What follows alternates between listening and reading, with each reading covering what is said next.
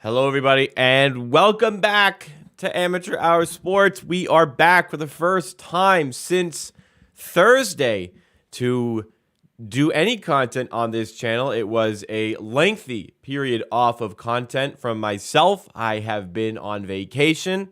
I was in Las Vegas from Friday night to very early this morning. I did not sleep very much. I am tired.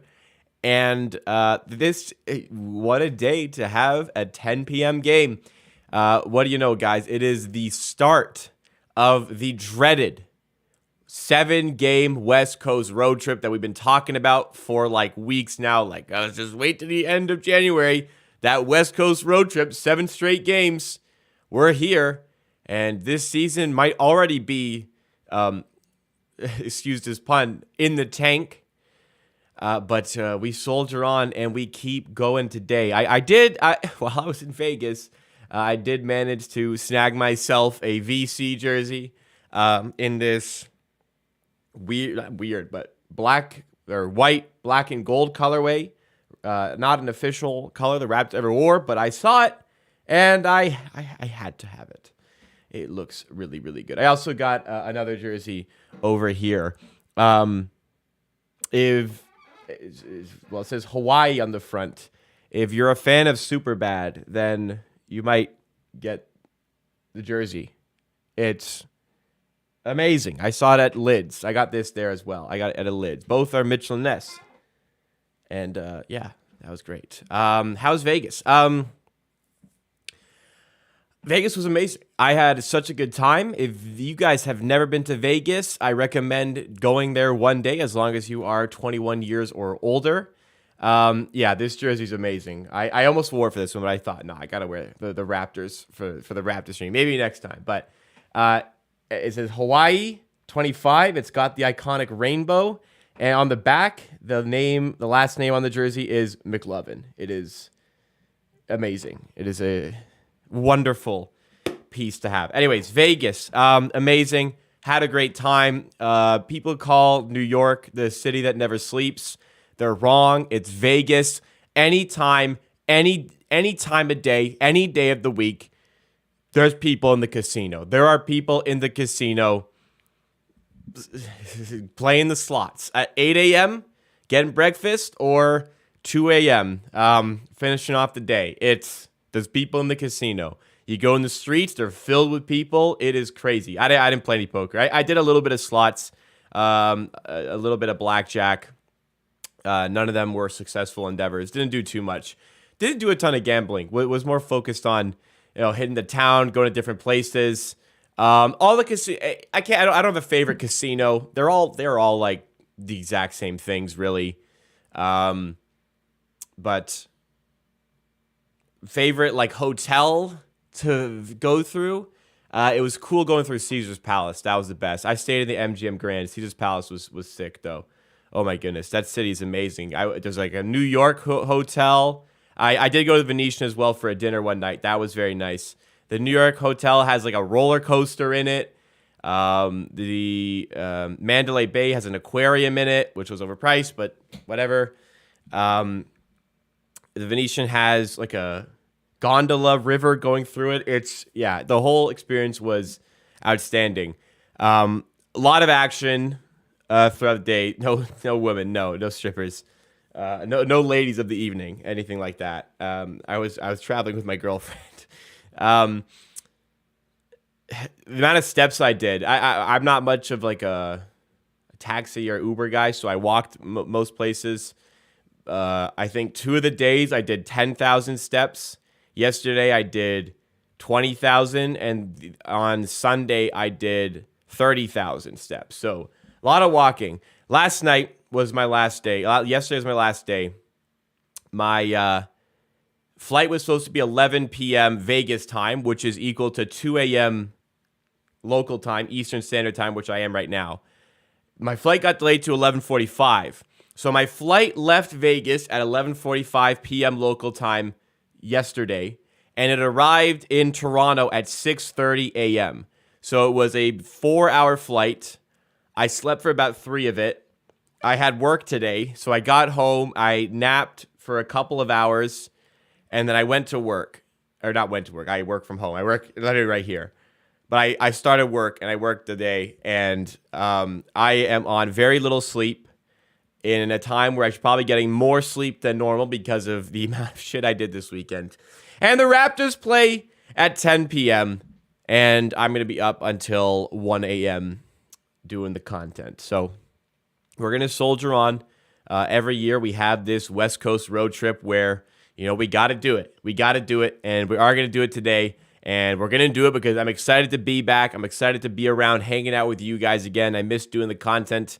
Back to normal this week. We'll have a video coming out tomorrow at some point and a whole lot of fun stuff on the way. Thank you guys for remembering me, coming back. Let's say what's up to the chat here. Excuse me. Brian Mugg, a veteran here. Howard Mann, both my moderators, Adam and Robin are here. Jason is here as well. Phoenix has returned. Gregory, another vet, is here. 905 Yada, the GOAT, is here as well. Who else? Jay Conda, another amateur Our Army veteran, along with something. Another one. Laura is here. Sher Khan is here. Simon is here. Demetrius, My Six Fulls. Thank you guys so much for coming, hanging out. 416 Sports, Nameless. Jack, another vet. Thank you guys for tuning in so far today. Appreciate it. That's probably enough about my vacation. I don't think you guys want to hear much about that. While I was away, the Raptors did play 2 games. I unfortunately was not able to watch either of those games, perhaps for the better when it came to that Celtics game. The Raptors, from what I've seen, what I heard, looked good in that game, but fell apart late. Some bad coaching decisions, some bad play near the end, cost the Raptors a win. And then they beat the New York Knicks. You know what? I love beating the New York Knicks. That was fun. The Raptors win the season series against the Knicks 3-1. I thoroughly enjoy that one. We beat the Knicks 3 out of 4 times. That's fun. Fuck the Knicks. But some decent performances all around. Since I've been away as well, there's been a lot of really big rumors starting to form here. Apparently, OG Anunoby wants out. Also, apparently, a mystery team offered 3 first-round picks for OG Anunoby. Apparently, now the Raptors and Gary Trent have a mutual interest in signing the player to an extension or to a new contract. Is that just a smokescreen? Likely, but there's a lot of stuff going on around the league with the OG.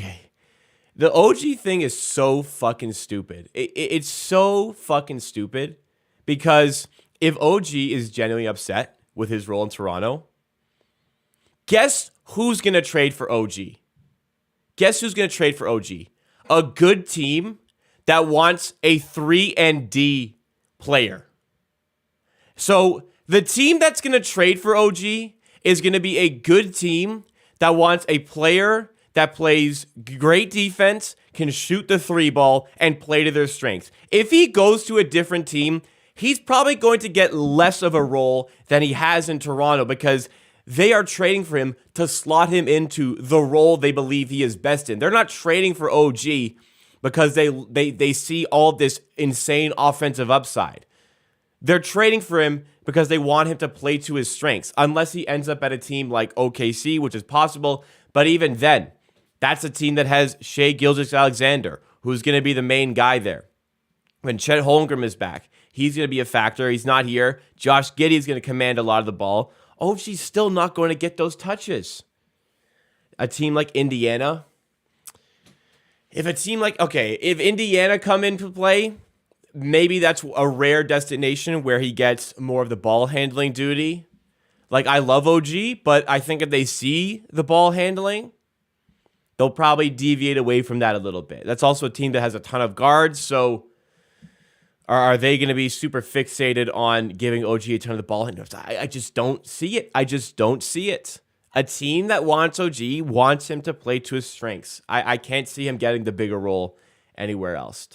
Bob McCowan, I guess he's kind of past his fame, but he definitely has connections. I wouldn't I wouldn't doubt a Bob McCown source. He has been in the sports media business for a long time. I'm sure he's got a lot of sources. I would definitely hold validity to what Bob McCown was saying there. He had no reason to go out of his way and mention OG unless there was relevant information. I think that holds validity, and there's substance to Bob McCown's thoughts. Anyways, that's what I believe. What do we even believe? That's the thing. What do we even believe? We just got to believe that shit's going to go down. Something's going to happen. There's going to be some trade that goes down. Something is going to happen. Something ain't right. Something's going to go down. That we just got to stay patient for that. It's going to be time. We're running out of it, but like a week and a half from now, I think stuff is about to really start going down. All right, he goes only. Contenders are in spots to give up that much for him. That's what I'm saying. Teams like the teams that are going to give up all that for OG are going to be in good positions. It's just like I love OG, but that's just the reality. OG for 3 firsts. That's another part of this that's interesting to me. If the Raptors got offered 3 first-round picks, like those have got to be some really bad first-round picks with some really bad protections from our standpoint to not take. Like I like OG again, but 3 first-round picks, that. Probably a pretty good offer. So there's some speculation that the rumors fabricated by the Raptors to drive up his trade value. I wouldn't say it's likely the case. I'd say it's more likely there are 3 bad first-round picks with protections.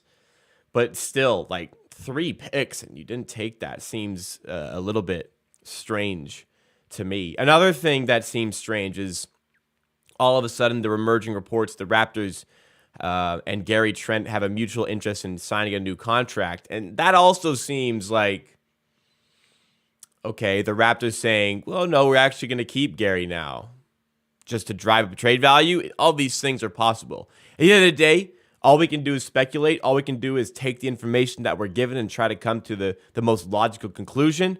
And obviously, that's whatever. It is true. That does come from Michael Grange, Sportsnet's Raptors reporter, and he is not the sharpest of sources. I will say that. I won't. I definitely don't think he's fabricating anything. But it's not the most trustworthy sort of source. Well, I mean, Woj and Shams, it's not believing or not believing, it's fact. When Woj and Shams speak, it's fact. That's really all there is to it. Do you think Sacramento is a regular season team? Do I think they'll go far in the playoffs? They're probably a second. They're going to have to be a second round team, and there's no problem with that at all. There's absolutely no problem with Sacramento making the playoffs. They have not made the playoffs since, 2006? Something like that. Making the playoffs is okay. Sometimes it's okay to make the playoffs. And maybe you don't win a series. Sometimes it's okay to make the playoffs. Look at the Timberwolves last season. There was almost a parade because they won a play-in tournament game. Right? It's okay to be a playoff team and not be a contender. All right, like, enough on Bob McCown, man. What did this guy fucking do to you? Jesus Christ, enough about Bob McCown. Holy shit. Beam team. Look, they've looked good. They've looked explosive on offense. They're a fun team. The fans deserve some fun. They're not a great defensive team. They're an explosion on offense. The team is gelling really well. The fans are getting behind them. There's a lot of fun with the Sacramento Kings, and that's okay. It's okay to be a good to great basketball team.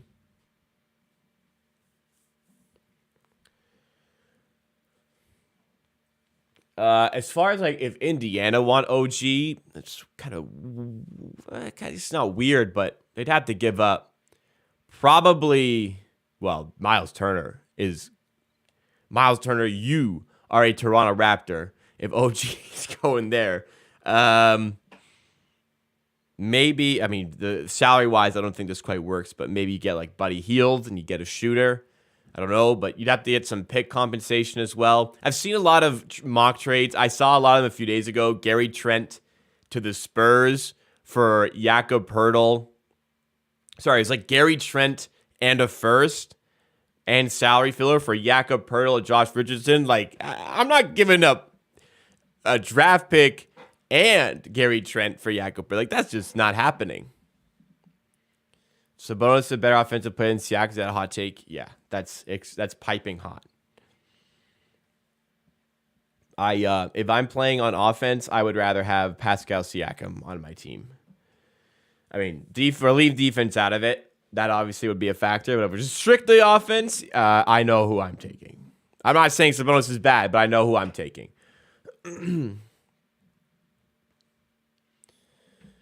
Don't fix what ain't broke with Achua. Last season when he started, he was far worse than when he was coming off the bench. There's no issue being good off the bench.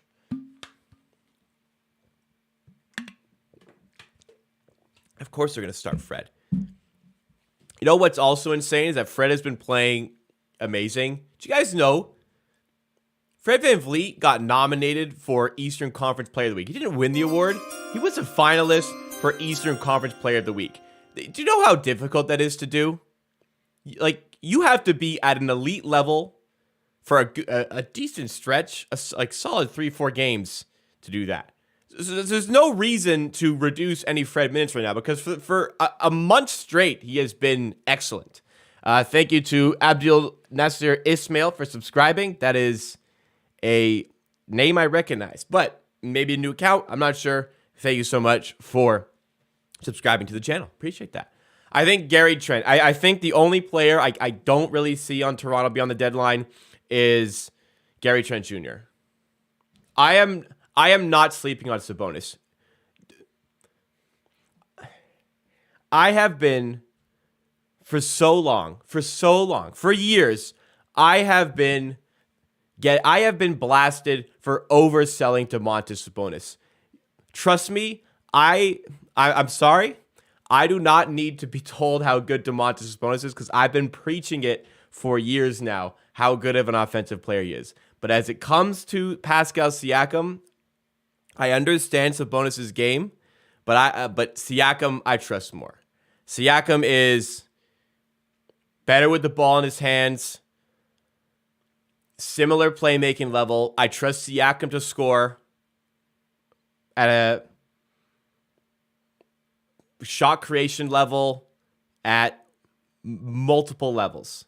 There's just not as much versatility to Sabonis' offense. That being said, Sabonis is a fucking all-star this year. Quite frankly, that's likely a Western Conference all-star. So I like Domantas Sabonis. I'm not suggesting he's not a good player, but I would prefer to have Pascal Siakam on my team. Sabonis is a better playmaker, for sure. But I think if I'm picking a player to have on offense, I am going to go with Siakam. That doesn't mean I don't like Sabonis, though. What's my source? My source is like me. My source is me. Everything I say is me. My thoughts. Only me. Big game coming for Barnes. Yeah, I think this game is a solid matchup for Scotty Barnes. The Kings' defense isn't great, especially the rim protection. Sabonis, as good of a player as he is not a good defender. Does not protect the rim well. There's a big opportunity for Scotty to feast in that matchup. Raptors have played the Kings already this season. Scotty Barnes had a great game against the Sacramento Kings. It's a good spot for Scotty Barnes today. So I think he's going to be a key feature. And Siakam, I expect to be a key feature attacking the paint as well. I think there's going to be a lot of free throw opportunities for Pascal Siakam. It's just going to be difficult with that starting lineup. It's not the biggest of starting lineups, and it's not the best of defense in those starting lineups. So a lot of opportunities to feast there. I think this is going to be a high-scoring game. I think that the Raptors are going to give up a ton of points, and that's going to be ultimately the difference. I see the Kings winning this game, but I think this is a game where both teams can touch 120, at least 115. I see a ton of scoring in this game, and I think the vibe is going to be electric in the crowd as well, which will kind of fuel that even more.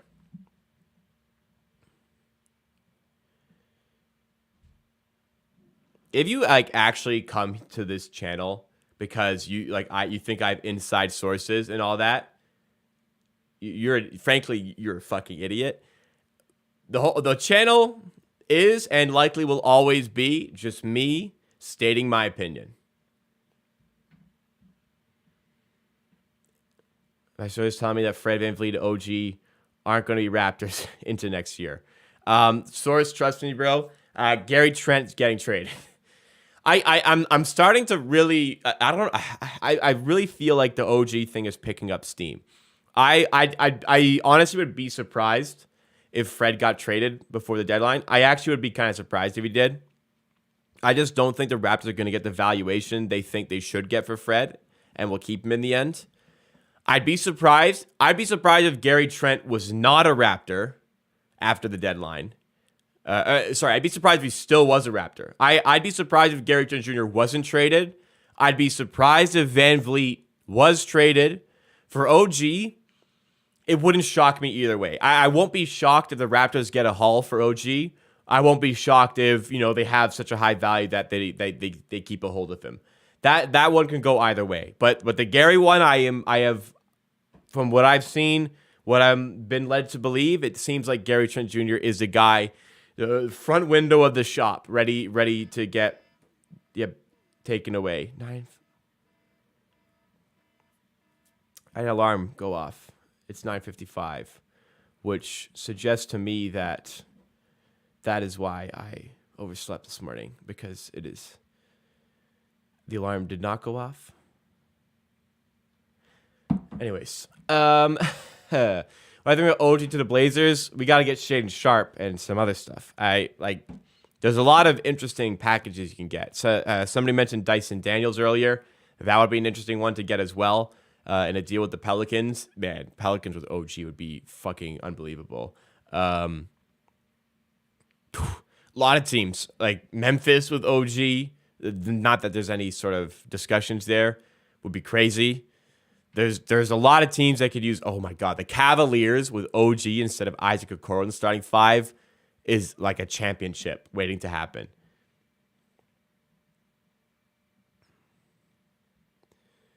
Is there a player I want the Raptors to acquire? There's nobody in particular I'm looking at. I'm like no specific guy I think the Raptors should be attacking with trades. I think you just play the market, see what the best valuation for some of your guys like Trent are.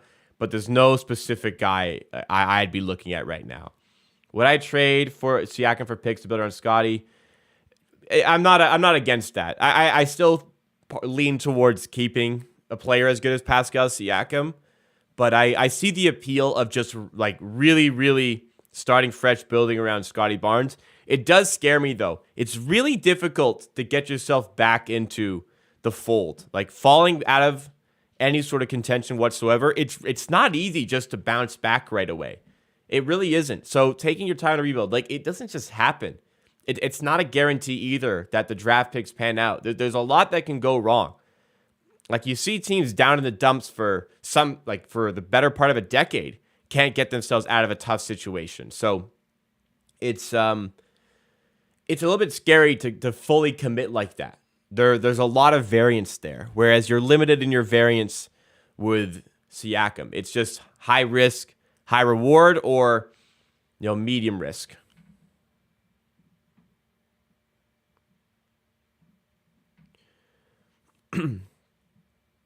Pascal's been gone the past 4 or 5 games.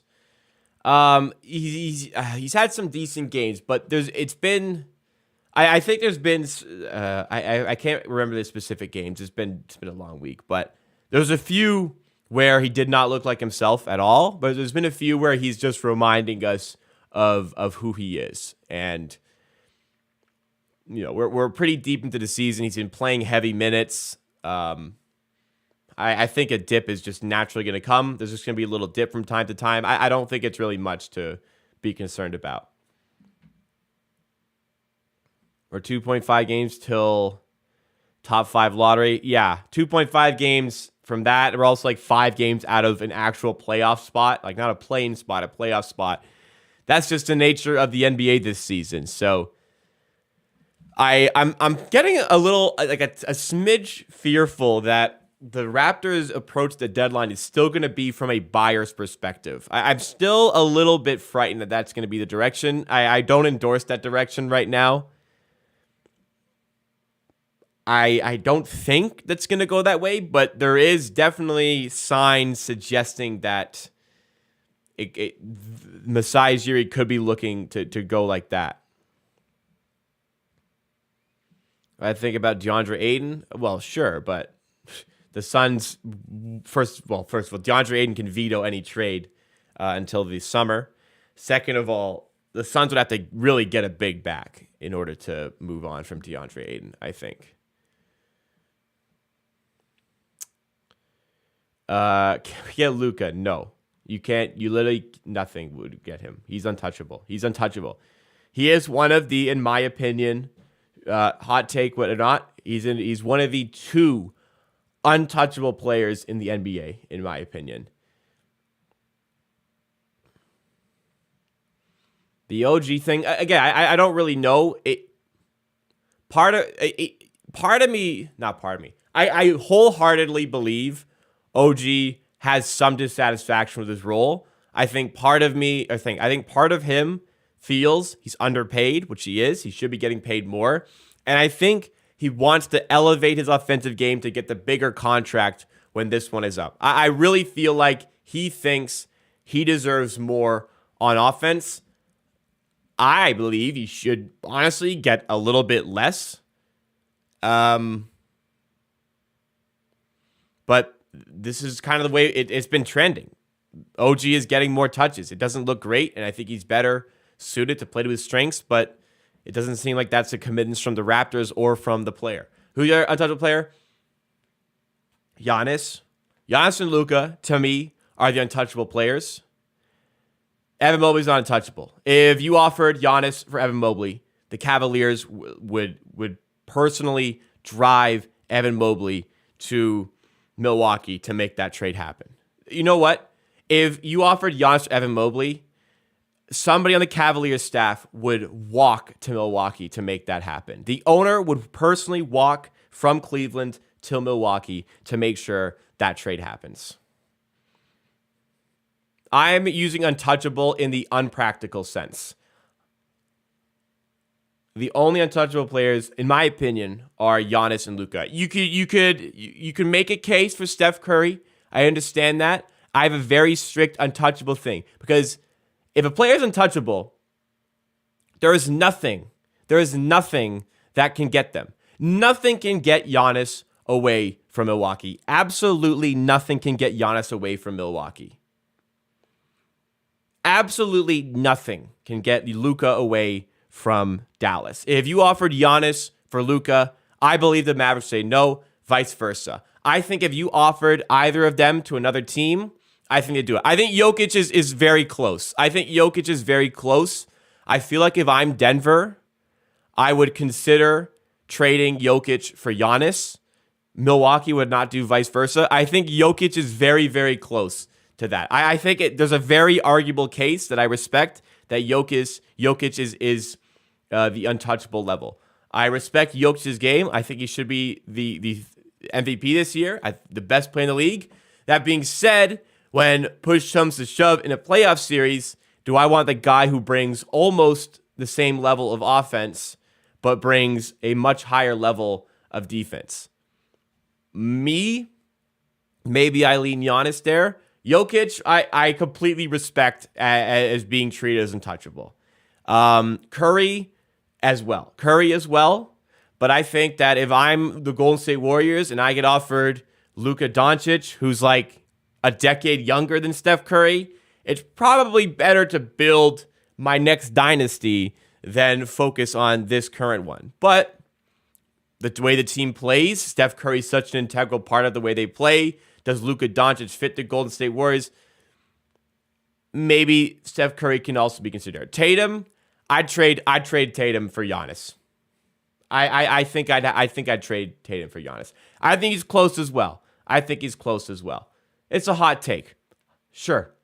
Call it what it is. It's a hot take. I believe those are the two completely untouchable players in the NBA. I don't think the way I'm thinking of it, Giannis, in my opinion, would not get Luka Doncic. That's what I'm saying. Like, not a single player. Why the Giannis I'm literally calling Giannis one of the two untouchable players in the NBA, and I'm disrespecting him.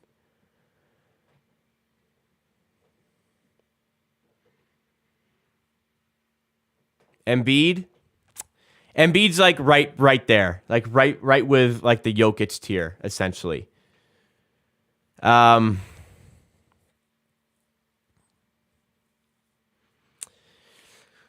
With the Sixers, I think there'd have to be a discussion if you got offered Giannis for Embiid. I think he's like right behind it. Like if there's just like that absolute pinnacle untouchable tier, and then there's like one little level behind, which includes Jokic, which includes Embiid, which includes Curry, maybe includes Jason Tatum. This is every time I talk about this, people get mad. Say what you want. I mean, look, I understand this is a hot take. Is SGA untouchable?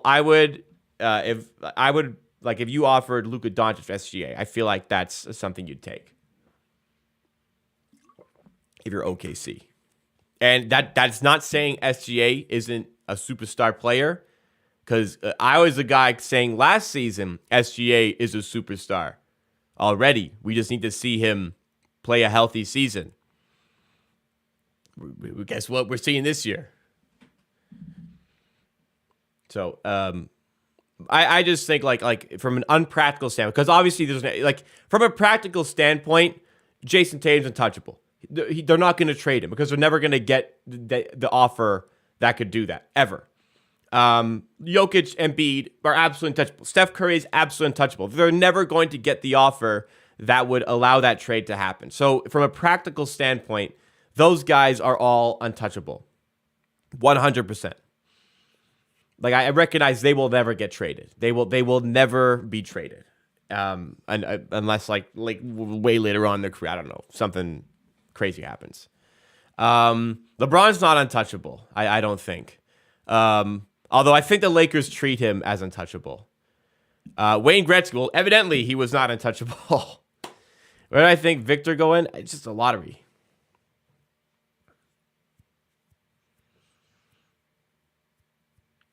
I'm very fixated on what that player, when I'm talking about this, I'm very fixated on what I want for a deep playoff run. When I'm referring to Giannis, because I just think having a guy who can be the best player on the floor on his day is the best player in the NBA on offense and on defense. But I can't say that for others. Luka Doncic is just like can be your entire team. That's the way I treat this, and the way Dallas hold him. Why pick Giannis for deep players? Those flaws to start the half court. I pick Giannis because I trust him to create over. As an individual, got to score. I trust him over all the other guys I've listed. And on defense, I trust him more than everybody I've listed. I trust him more than Embiid. Embiid's a DPOY level defender. I trust Giannis more. Jokic is not a great defender. I trust Giannis more. That's why I lean on Giannis hard. Durant's probably pretty close to untouchable, but I don't think he's even in the tier with like Curry and stuff. I mean, we saw last summer what could happen there. Thank you so much to Swatter79 on Twitch for resubscribing. Appreciate that. Thank you so much for coming through with the sub and joining the amateur army as a veteran on Twitch. Thanks for your time, Duke, for myself. Well, appreciate you, Swatters, for coming back for another month. Giannis have the lowest clutch field goal percentage this season. I have no idea. I have no idea. I'm not trusting Giannis over Kevin Durant half court. No, I'm not. Do I trust Giannis half court on defense over Kevin Durant? I do 100% there. Do I trust Giannis on my team for an extended period of time over Kevin Durant? Yes, I do. Giannis is much younger. Giannis is more likely to be healthy for the entire season. A lot of these factors go into it. I'm done this because this argument's going to go nowhere because I'm not going to back down from my stance. Neither are you guys. So I think it's better if we all just move on here. If you offered Kevin Durant for Giannis Antetokounmpo, the Milwaukee Bucks would say no. If you offered Giannis Antetokounmpo for Kevin Durant, I think the Brooklyn Nets would say yes. We can agree to disagree. But when it comes to those two, Brooklyn is taking Giannis for Kevin Durant. Milwaukee are not taking Kevin Durant for Giannis. Not because of the type of players they are. A little bit of that. Mostly, it comes down to the age factor. Is Kevin Durant a better player? If I had one game and I had to have one of those guys, then I'm taking Kevin Durant. But when it comes to trades, unfortunately, I care about age. Would I rather have the way younger guy who's less injury prone? 100 million %. And the Milwaukee Bucks would think the same way. The Brooklyn Nets would think the same way. So that's why Giannis is untouchable in trade discussions. All right, I'm done. The game's about to start. Raptors going with the 5. You already know who they are. The Kings going with their normal starting lineup. De'Aaron Fox, Kevin Huerter, Harrison Barnes, who, by the way, has been absolutely firing away from 3 lately. Keegan Murray also been shooting better, getting more game time. And Domantas Sabonis, the all-star, at least in my opinion, he probably should be. Jenna Jarvis, Drew Holiday can go over 18.5 points. Well, I hope for your sake he does. He does that. Would I trade Kent Bazemore for Giannis? I would not trade Kent Bazemore for Giannis. If I had Kent Bazemore, that is a guy you got to build your team around, prepare your future to suit his needs, and because that's a guy, he takes your team. Like, the team goes as far as Kent Bazemore wants to take them. So you got to do what you can to build around that guy. So maybe, you know what, we can add him to the top tier as the pinnacle of untouchable pieces.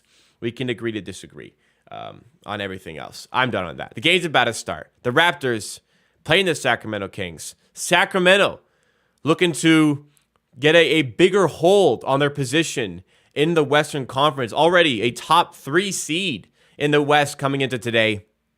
They've been healthy. They've been playing high-octane offensive basketball. This promises to be a pretty intriguing game with a lot of points here. I said earlier, I see both teams get into at least 115, if not 120 in this game. I think there are points that are going to happen here. And we're on underway. Sabonis looking to get the first bucket, going up, and he gets blocked. OG on the weak side stuffs Sabonis, from behind. West Coast road trip, 7 games. The 8th game is against a Western Conference team, but it's at home. It's a 7-game road trip. Starting tonight. Barnes to Siakam. One-on-one with Sabonis. Siakam steps back in mid-range, front rim it away. Barnes with a nice rebound. Kicks to Trent for 3. And Gary Trent gets the road trip started with a 3. And the Raptors lead 3-0. Terrence Davis, he's been on the Kings since we traded him.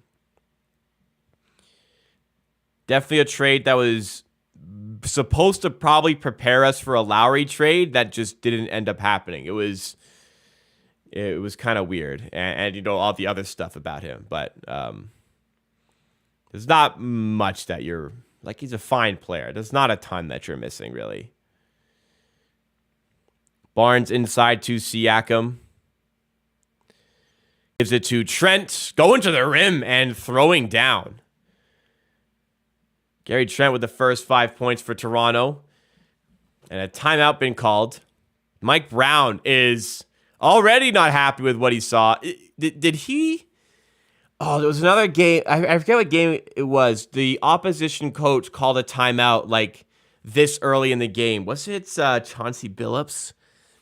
They called a timeout like right at the start of the game and said, bro, what the hell is that? And no, it wasn't Chauncey. It was the game the Raptors lost. I forget who it was. But maybe it was Tibbs. Anyways, Mike Brown clearly unhappy with what he's seen and just wants to get it sorted early before anything goes wrong. Interesting way. Definitely wouldn't be a Nick Nurse way of thinking, but just to sort it out right away.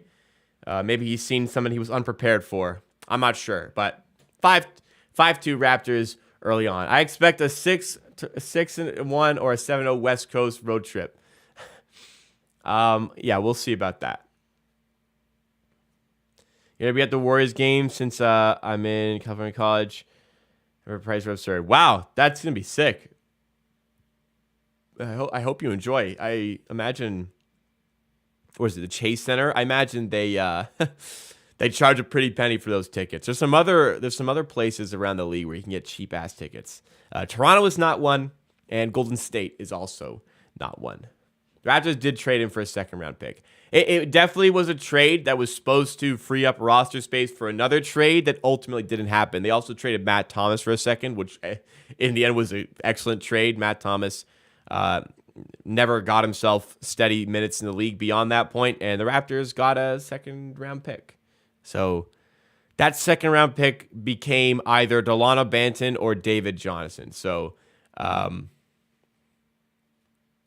no, I believe the Utah pick became David Johnson, which is where Matt Thomas went. I believe the Terrence Davis pick became Delano Banton, which, in terms of value, you probably don't quite get it back. You probably don't get it back there, but there's really not a ton that you're missing there. You probably could have gotten more in hindsight.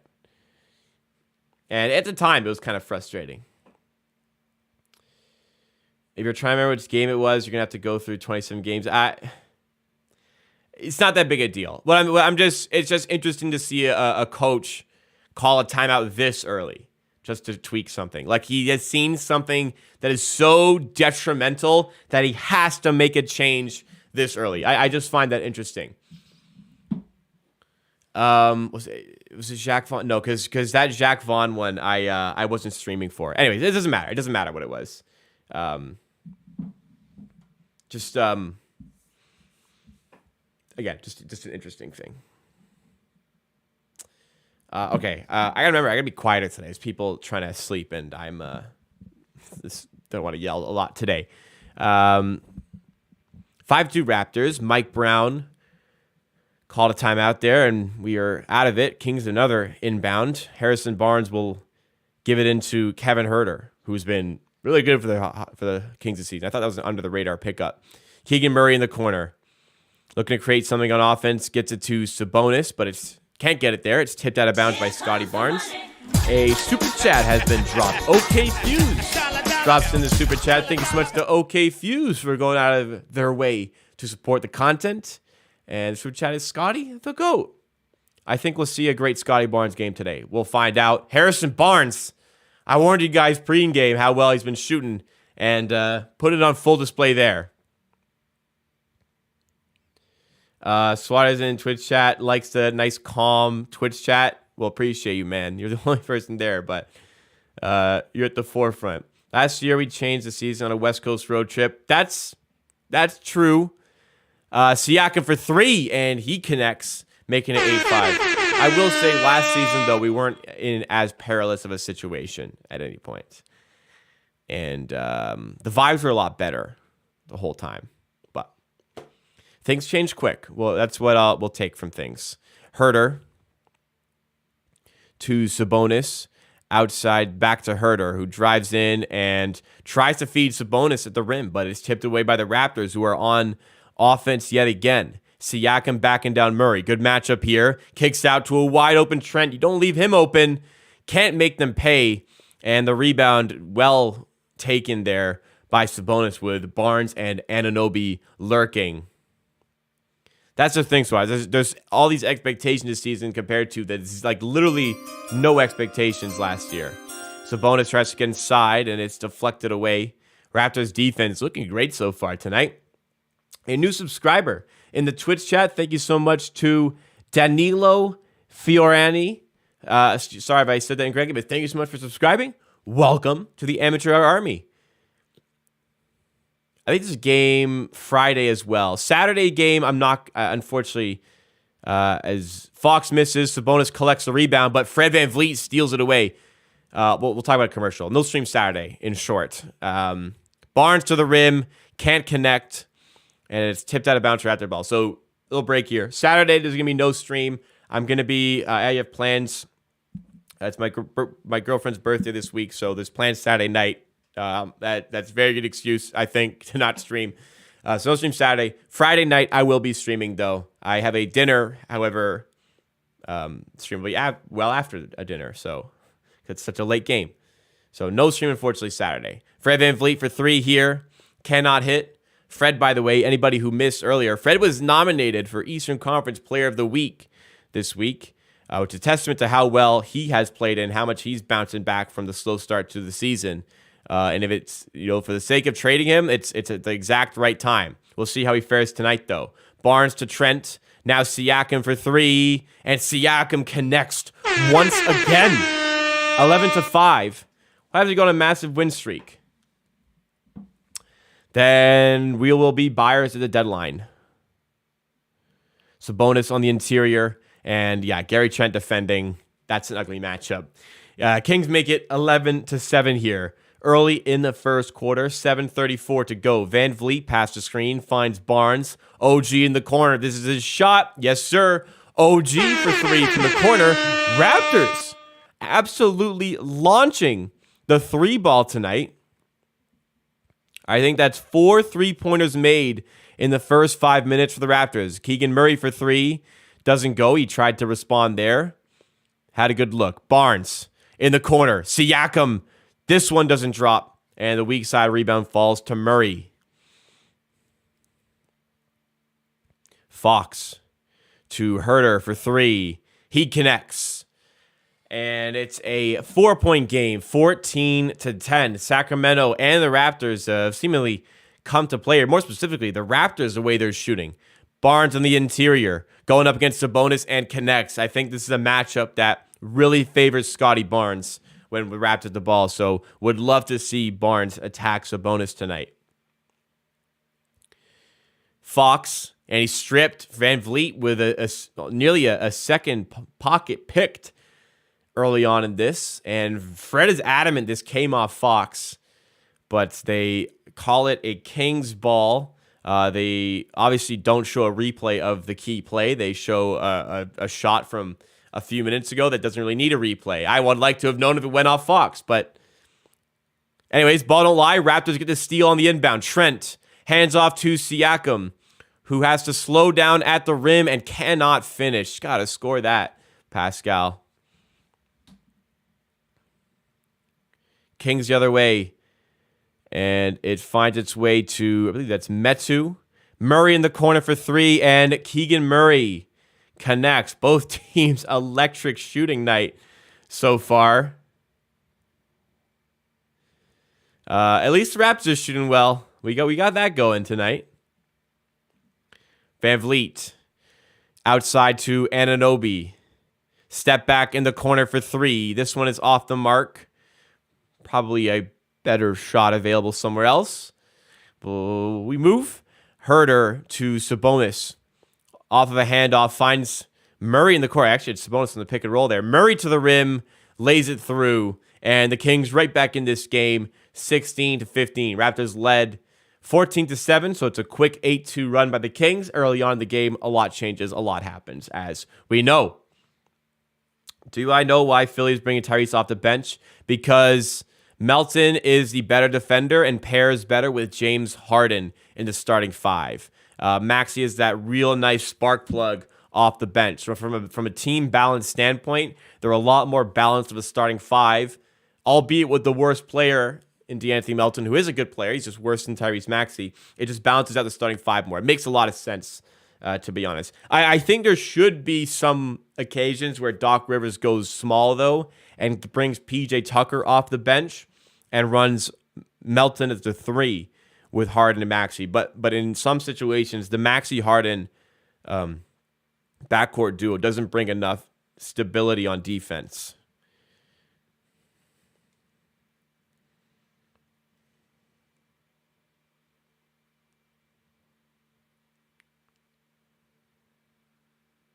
Fuck.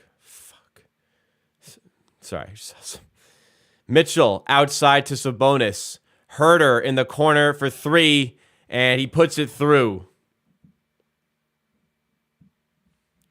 8-0 run by the Kings, and they lead 18-16 here. They got shooters. Barnes has been drilling them lately. Herter's a good shooter. He's having a great season, and Keegan Murray really blossoming midway through the season of his rookie season.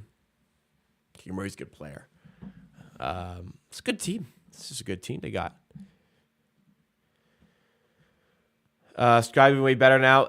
He looks to be like completely healthy at this point. Siakam doesn't seem to be. I don't like hold that as. I like I said, if you're playing, like I don't use any sort of injury bug as an excuse. Like if you're here, you're here playing. You're healthy enough to play. And you know, recently Siakam hasn't been at his best as consistently, but tonight everything's looking great on offense. It's just about getting some stops, getting the stops again. And yeah, the Kings. High-octane offense, best way to describe it. A lot of off-ball movement, a lot of ways to free up active shooters. And with so many of them, it's tough for the Raptors to keep up. The way they move the ball and the way they're hunting those corner threes, because they know the Raptors give those up, they're getting the looks. They're getting the looks that they want.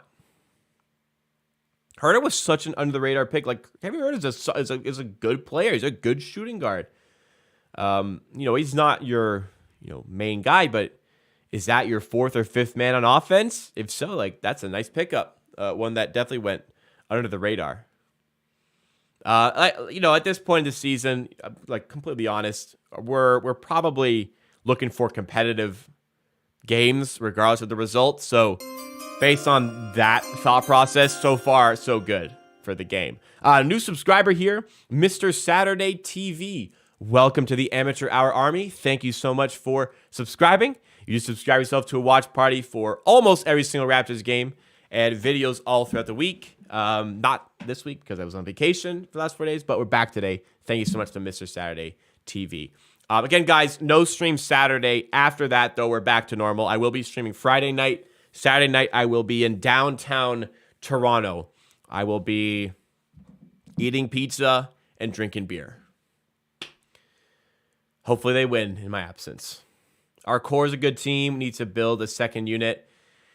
Yeah, I think like specific parts of the core you should fixate on and build a deeper unit around them. Like I think this 5-man approach we have, 5 guys scoring 15 plus. I am so over it. But they still give us some fun games. Things I would do to get Jaren Jackson Jr. Yeah, he is unbelievable, man.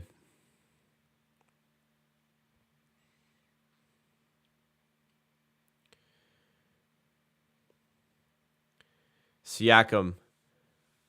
The way Fred's been playing, like Fred is definitely a ball dominant player, but there's definitely occasions where he shoots when he could probably find a better pass. For sure. But overall, his playmaking numbers have been good. Watching him, he's been making some really good passes. Damn, Boucher with a big block. I just think Fred, I think Fred is just, I think he's better than people give him credit for. And he steps back, missed a 3 there. That would have been nice to time. I think he's better than people give him credit for. And I think he also believes in his ability, maybe a bit too much sometimes. And that's why he feels like he needs to take on some of the more difficult shots at times. But I think, I think there's people who just don't think he's as good as maybe he is. And that's why they think, like, okay, like, why are you trying to do all this? But I'd say it's typical for Fred to be right in betting on himself with those shots. But, I see I can understand why people think that way. People said that about Kyle Lowry as well. And I hated Kyle Lowry's early shot clock transition threes. Like, those were tough to watch. But Kyle Lowry's a great player, and he was the leader. So he establishes those shots, There's definitely also some plays where Fred just straight up shouldn't shoot, and he does. And those are frustrating as beyond belief as well. And I think there's also, like, kind of what I was thinking, Tom M kind of echoes it there, as Metsu misses the three. Some people, I think people also are looking for things to not like about Fred's game. I like whatever, because like I said, he had such a sensational week of basketball. I think people will try to fixate on things they don't like. I think there are, I'm not suggesting that you're doing this in chat right now. I'm not suggesting that, but I do think there's a lot of confirmation bias going around with the player because people just want to be upset about something. But I see I see the thing that the way he plays maybe looks selfish sometimes.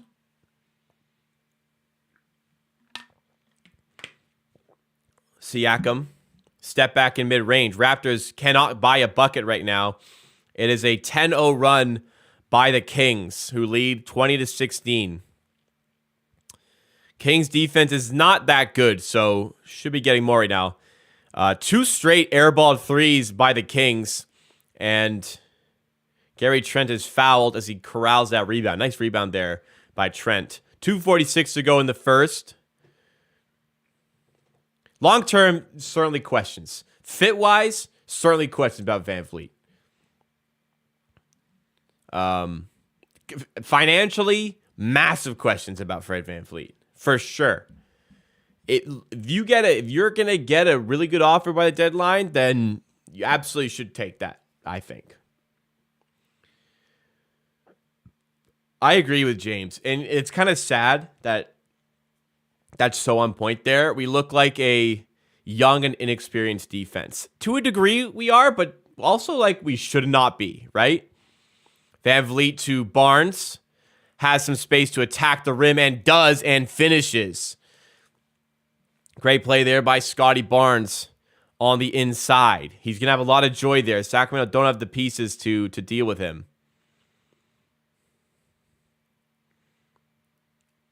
Malik Monk attacking the rim.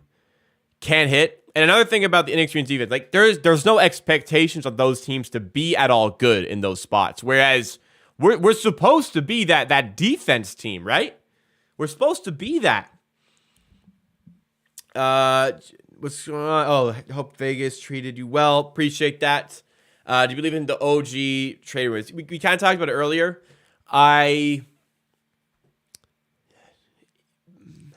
My opinion, with obviously just my opinion, I don't have sources. I think there was the offer of 3 first-round picks as Fred connects in mid-range to tie it up at 20. I think they were bad first with protections that didn't make it that great of a trade, or else why would the Raptors not take it? And I believe there's some dissatisfaction with OG and his role. I sense it. I sense that he wants to do more, but when he does more, it doesn't look good, which is the issue.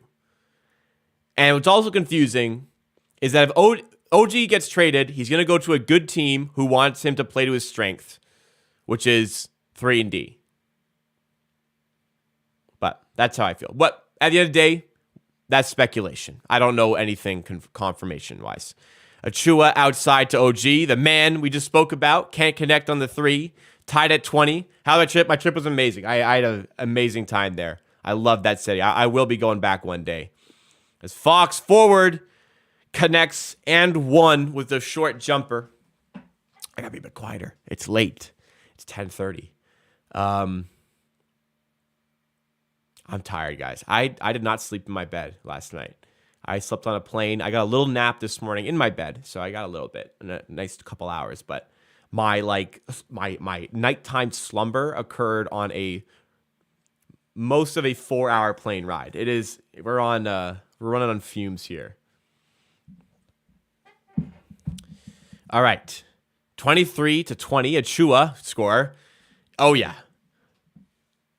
Chua, how good has he been, by the way? I'd love to see some core pieces move just to see Achua start. There's none of the 5 you take out. You can't take out any of the 5 that we have. But I'd love to see, like, if we are selling team at the deadline, a team where you can give Achua those starting minutes. I recognize that he's typically just plays better off the bench, but like just for a development standpoint, I'm still very high on him. Van Vliet for 2. That was a really, really bad shot, but somehow drops. Those are the ones like that people give him shit for sure. 24-23 for Toronto. It is not the highest scoring game I was expecting. In fact, it's a very, not quite low, but definitely less than mid. Lyles working inside, hands off to Metu, who is absolutely stuffed at the rim by Boucher. Van Vliet in transition at the buzzer, cannot connect, and that will end off the first quarter. All right, solid quarter, good quarter. Raptors 24-23. There was a little bit of a cold pocket there, but overall, I think the ball's moving nicely. We got some guys hitting some big shots. I'm having fun. The Raptors are playing fun basketball. It's not the best they can play. It's not the worst they can play. I'm hoping for vibes for the rest of the season, and I'm getting it today. This is how I feel. Boucher, though, bringing the energy. He just reminds you. Tommy Duke resubscribes on Twitch. Thank you, Tommy Duke, for the 5 months. Welcome back to the Amateur Hour. Appreciate that. Vegas was amazing. Thank you so much for asking. Vegas was amazing. Amazing trip. Tommy Duke, long time follower and supporter of the brand. We appreciate that. Boucher, I give him shit. Like, a lot of people give him shit, but I give him shit. But every once in a while, he just reminds you of what he can bring. It's just like like he has his peaks, which are so fun, and like he's a good player. But his valleys, man, when he's off, like he is absolutely doing nothing. Like nothing. Like when Fred was off, the bad shooting killed us. But at least there's the off-ball defense, which is still there. He's still such a smart player. He can still pass the ball. The shooting, like, tanks all that. And just some games, like, if he's not there, they win. The away at Indiana game, it comes to mind there. But Boucher, like, when he's off, there was not one single aspect of his game that is any redeeming to him whatsoever. But then he has those moments where, like, when he's the high energy guy, he can hit like a corner 3 or 2 a game. That's when you're like, man, this is why we're paying him $12 million. This can be such an important player to our team. All right, Raptors winning, fun quarter. It's vibes, right?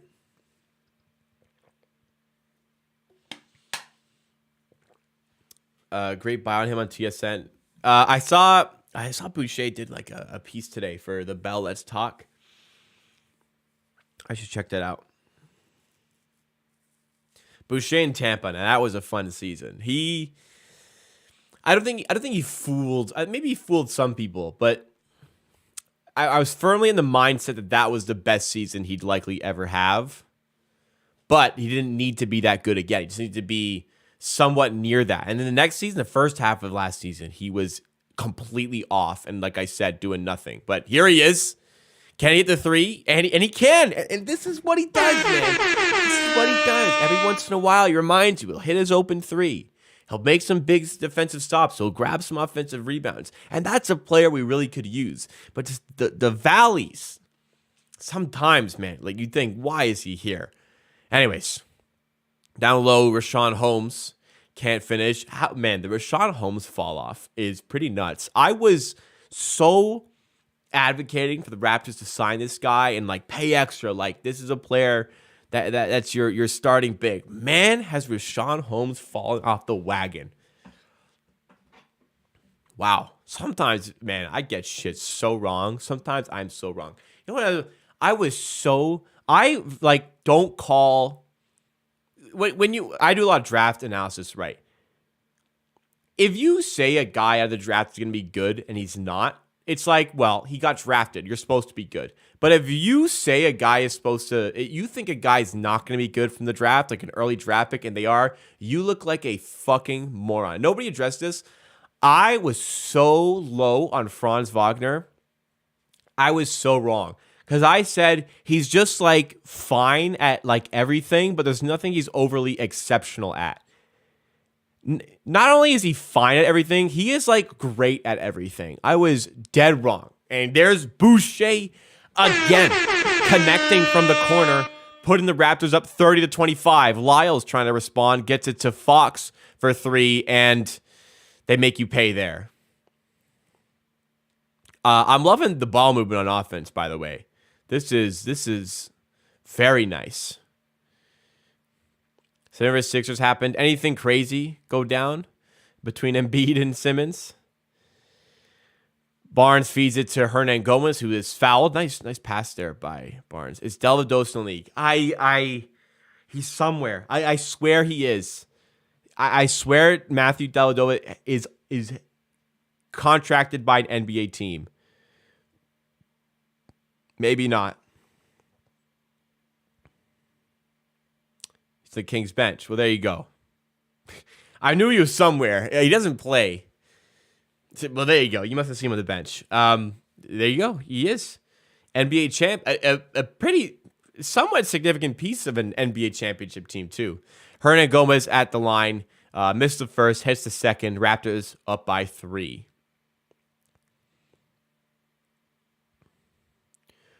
Raptors playing his zone here. Achua in the middle. And it's kicked out to, nobody. It's out of bounds for a Raptors ball. They really like putting Achua as the base of the zone defense. I think they're trying to hide. He hasn't been a good isolation defender this season. I think they're trying to hide that and just let him excel as a rim protector, which he's been good at, very good at recently. OG getting in the paint, kicking out to Barnes. Lyles defending. Take this guy on. Take him on, Scotty. Going at Lyles, going up with the right, and he's fouled. There you go. That's your matchup, bro. They're going to put Lyles on you. You can go take advantage of that. All day. All day. Give me that shit. Both Wagners are ballers. Franz is way better. Mo Wagner, he is like a nothing player in the NBA for a while, and all of a sudden he's really found a role with Orlando.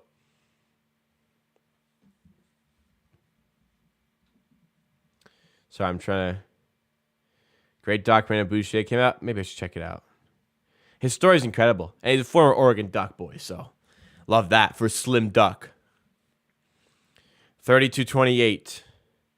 Raptors lead with 10 minutes to go in the second quarter. Richaun Holmes' push shot is good. March Madness can be really interesting for Raptors fans this year. A lot of interesting prospects we can be looking at. Achua for 3. Can't connect. Boucher nearly tips it in, but it's out of bounds. Just nice job by Hernan Gomez there. Helps earn the Raptors an extra possession. Mo only has a mouth. He's got a bit of a big mouth, but he's a fine player.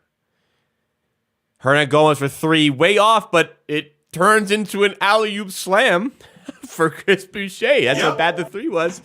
But the Raptors get 2 points there. We'll take it. Fox to Lyles. Outside again to Fox. Hernan goes on Fox is not good. But he feeds Lyles inside, but he fools everybody, including Lyles, who can hang on to the pass. It's out of bounds for a Raptors basketball. A lot of turnovers by the Kings right now. Raptors taking advantage, moving the ball pretty well in offense. Bob talks too much shit for a player of his caliber, but he's an NBA caliber center. Is it a starting center? I don't think so, but he does okay with Orlando, right? Boucher with the right gets it to go there. And Boucher is just having a game that reminds you of what type of player he can be. This is the Chris Boucher experience here. Lyles for three, doesn't go, and OG on the weak side grabs that rebound. Achua bringing it the other way. And loses the handle. It ties it up, I think, and it will be a jump ball here. Achua just loses the handle. Two impressive things. So, you got to forgive those sometimes. That's the whole Achua experience as well. He's another loose cannon like Chris Boucher. Barnes is playing really well tonight.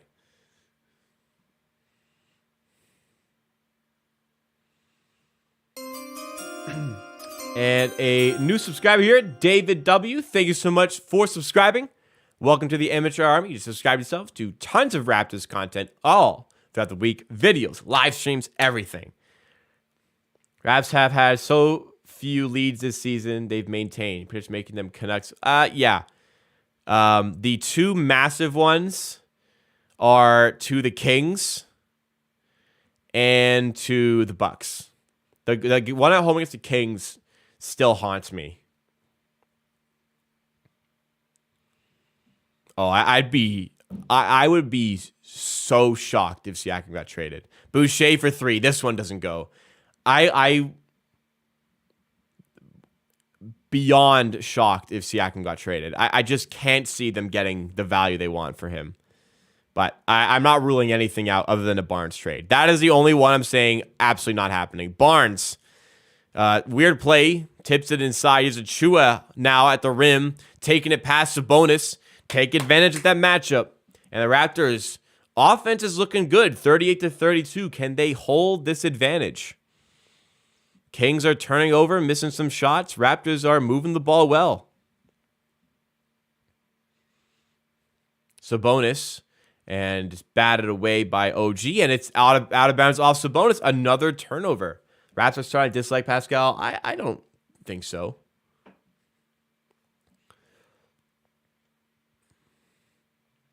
Look, when Achua and Boucher are both playing well, the bench unit has a ton of potential. We saw in the playoffs last year, like when those two are on, they make a massive difference. OG.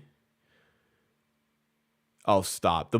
We were talking about how good the ball movement was earlier when Siakam and Fred were also on the floor.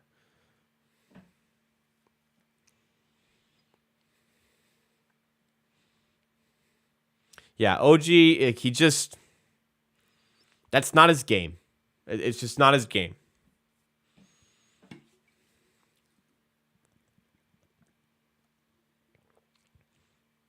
(38-32). Oh, it's a long way from game over, 100%. This lead could be gone in like 20 seconds, man.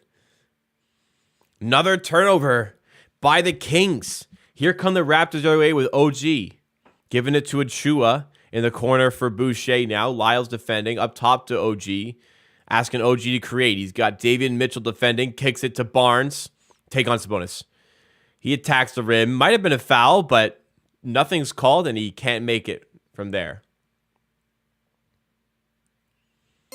And when the Raptors bench unit playing well, as Herter hits a three to make it a three-point game. When the Raptors bench is playing well, it lets them rest as starters for a little bit longer, which makes a difference, I believe, late game. Like when you get this production from Boucher and Achua from the bench unit, the guys like Siakam, Fred get a little bit of extra rest, which is good to see. Another new subscriber here, Street Food Junkie. Welcome to the Amateur Army. Thank you so much for subscribing and getting yourself involved with all this great, in my opinion, great Raptors content on Amateur Hour Sports. Appreciate it. Shout out to all the new subscribers coming through today. If you guys are enjoying the content, please make sure to hit that like button. It does go a long way to supporting the channel. Helps this stream get on some more recommended pages. Just really takes a second for you to do, but it actually does help me a ton with that YouTube algorithm. And if you want to see more live stream watch parties like this, every Raptors game, except for not Saturday, because I can't do Saturday, but every other Raptors game, I'll be here streaming. Subscribe for that and for videos coming out all throughout the week. We'll have one tomorrow, likely discussing the OG Anunoby trade situation and what I feel is truly at play there. But appreciate all the support. Anybody just here watching the video, watching, hanging out.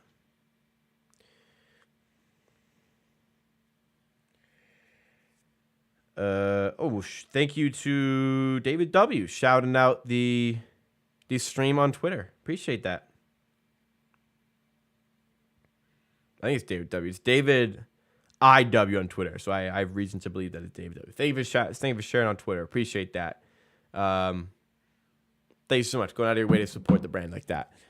All right. Will I ever quit YouTube? I'd have to be...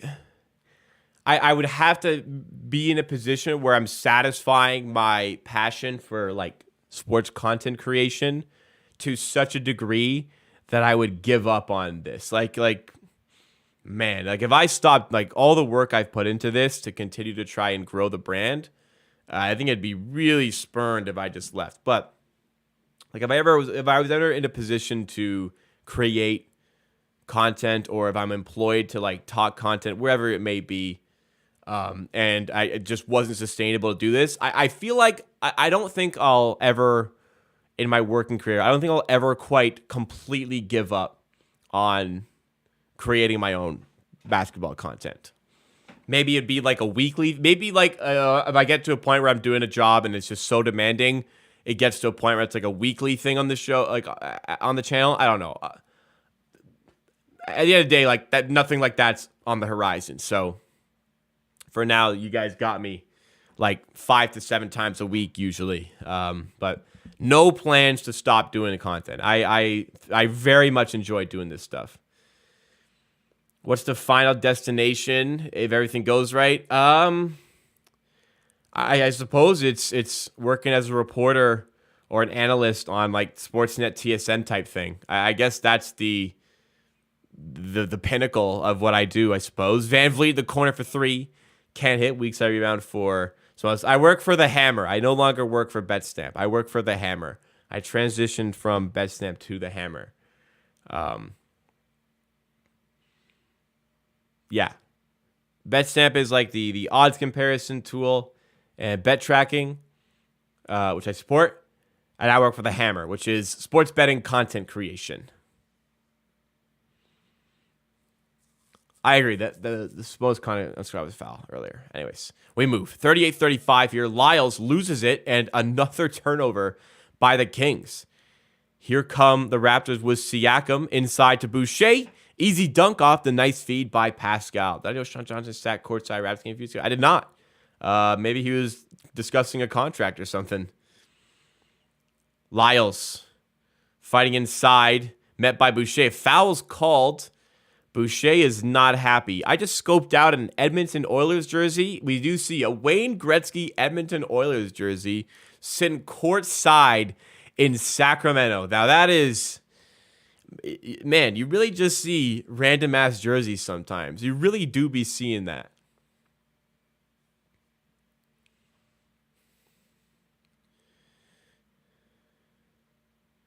Lyles connects the first one from the line. That didn't look like a foul, but yeah, right now I'm riding the wave, man. I like my job at the Hammer. Doing good content there. We're a startup, and I believe in the project we have. And the amateur sports is already far beyond any expectation I ever would have set for the channel. So I'm just enjoying creating content as we go. Is Lyles that good? He's meh. He's trying to do too much right now, but I'm all for it. Van Vliet outside to Boucher, kind of bailed out on that pass. Boucher right to the rim, and Chris Boucher has looked phenomenal tonight. Again, just reminding us what he is as Murray drops in the three-pointer. It is the Chris Boucher show in Sacramento. Van Vliet for 2, and he's hit quite a few of those mid-range shots. We need the 3-ball to start falling for Fred, though. Boucher, game of his life, I think, was game 5 in the playoffs.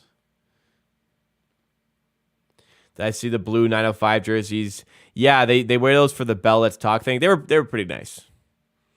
I'd own one.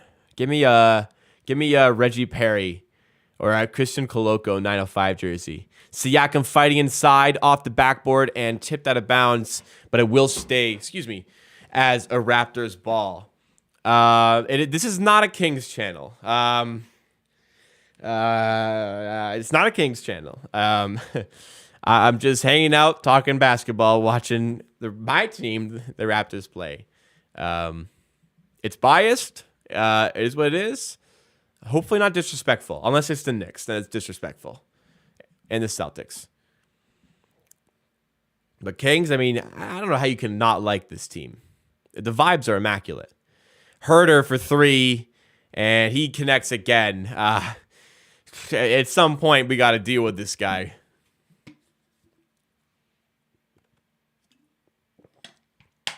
Chris Boucher show. I'm not going to try. I don't want my lisp to show. Herder to Murray for 3. Just hit. Cannot hit this time. 44-43. Well, Kings are fair. It's always going to be likely a close game. Are the All-Star teams announced tomorrow? Huh. Interesting. Well, preach that, street food junkie. Glad you're enjoying. Can't be easy being a Kings fan. This year, yeah, but man, you're a tortured soul if you've been a Kings fan your whole life. I know the scoreboard's ahead. There's nothing I can do to fix that. So I just don't look. Gary Trent for 3. Puts it down. It has been scored as a 2. Nope, it's been adjusted to a 3. 47-43. Sabonis to Herder. Up top now to Murray. Barnes in the corner, spins off, lays it up, and lays it in. Harrison Barnes continuing. When the game is on TSN, the scoreboard is perfectly in sync. When it's on Sportsnet, Sportsnet's really slow. They can't do anything, unfortunately. OG for 3 and connects as well. 50-45 here. Wait, Discord there.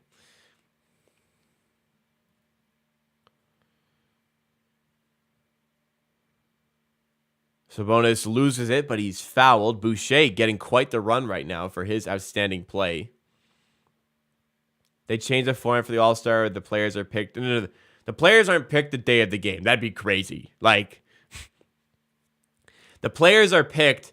The draft was the day. The draft's the day. Imagine an hour to tip off. Pascal, bro, you made the team. You gotta fly out to Utah right now. You're playing in an hour. The players are selected, but the teams for the All-Star game are not picked until the day of.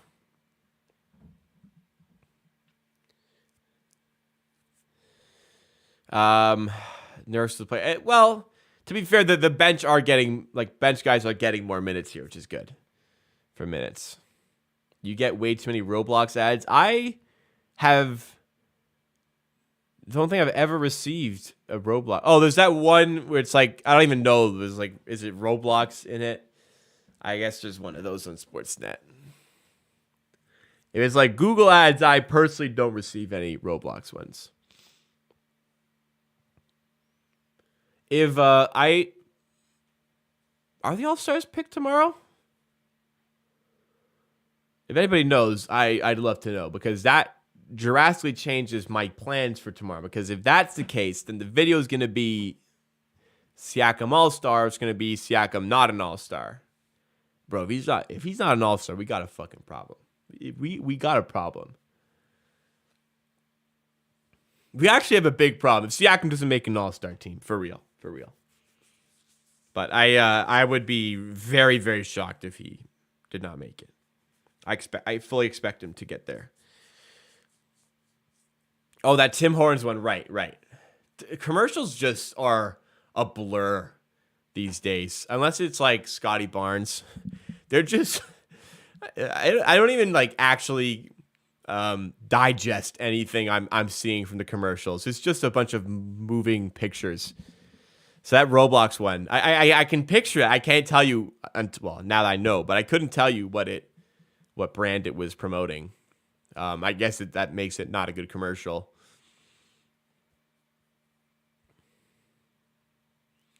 Hey, Burger King ads in America you get the Whopper.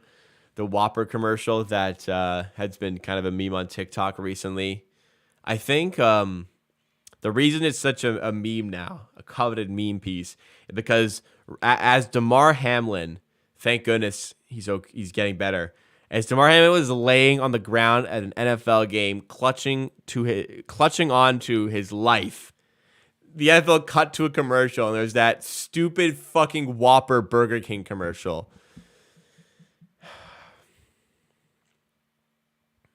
Welcome to the world. Sabonis inside the paint. Really nice move to kick out to Fox. That play deserved to make, but we'll take it. Raptors moving the other way with Van Vliet. Wants to attack Murray.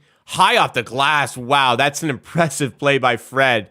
And probably should have gotten the foul there as well. Harrison Barnes in the corner for three. Doesn't hit. Gary Trent rebound. Here come the Raptors again. 52-45. High-paced play. Siakam, as Murray takes a flop, leaves. Hit Achua.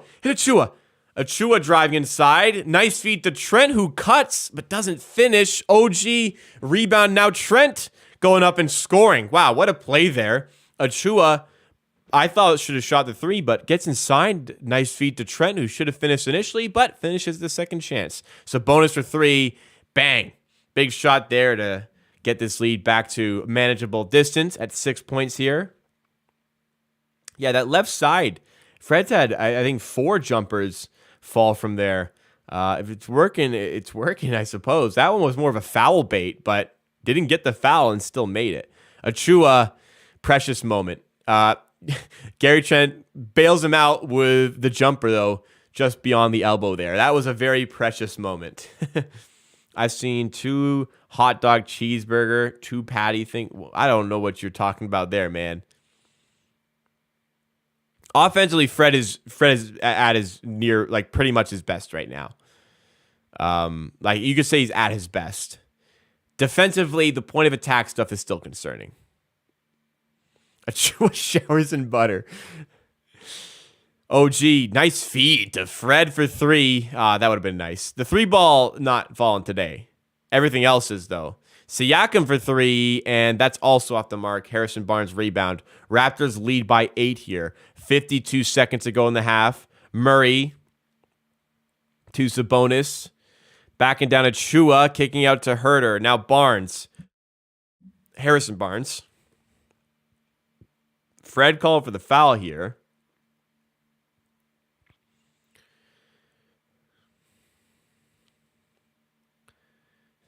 Okay. Well, Fred has been shooting really well recently. Not Devin's actually talking about it right now. Fred's been shooting well recently. Not so well today from 3. I am a little bit scared to see what he's shooting tonight from 3. He's looking solid, though. Barnes plus bench, to me, has been a thing for a long time. I like that today. It's working so well.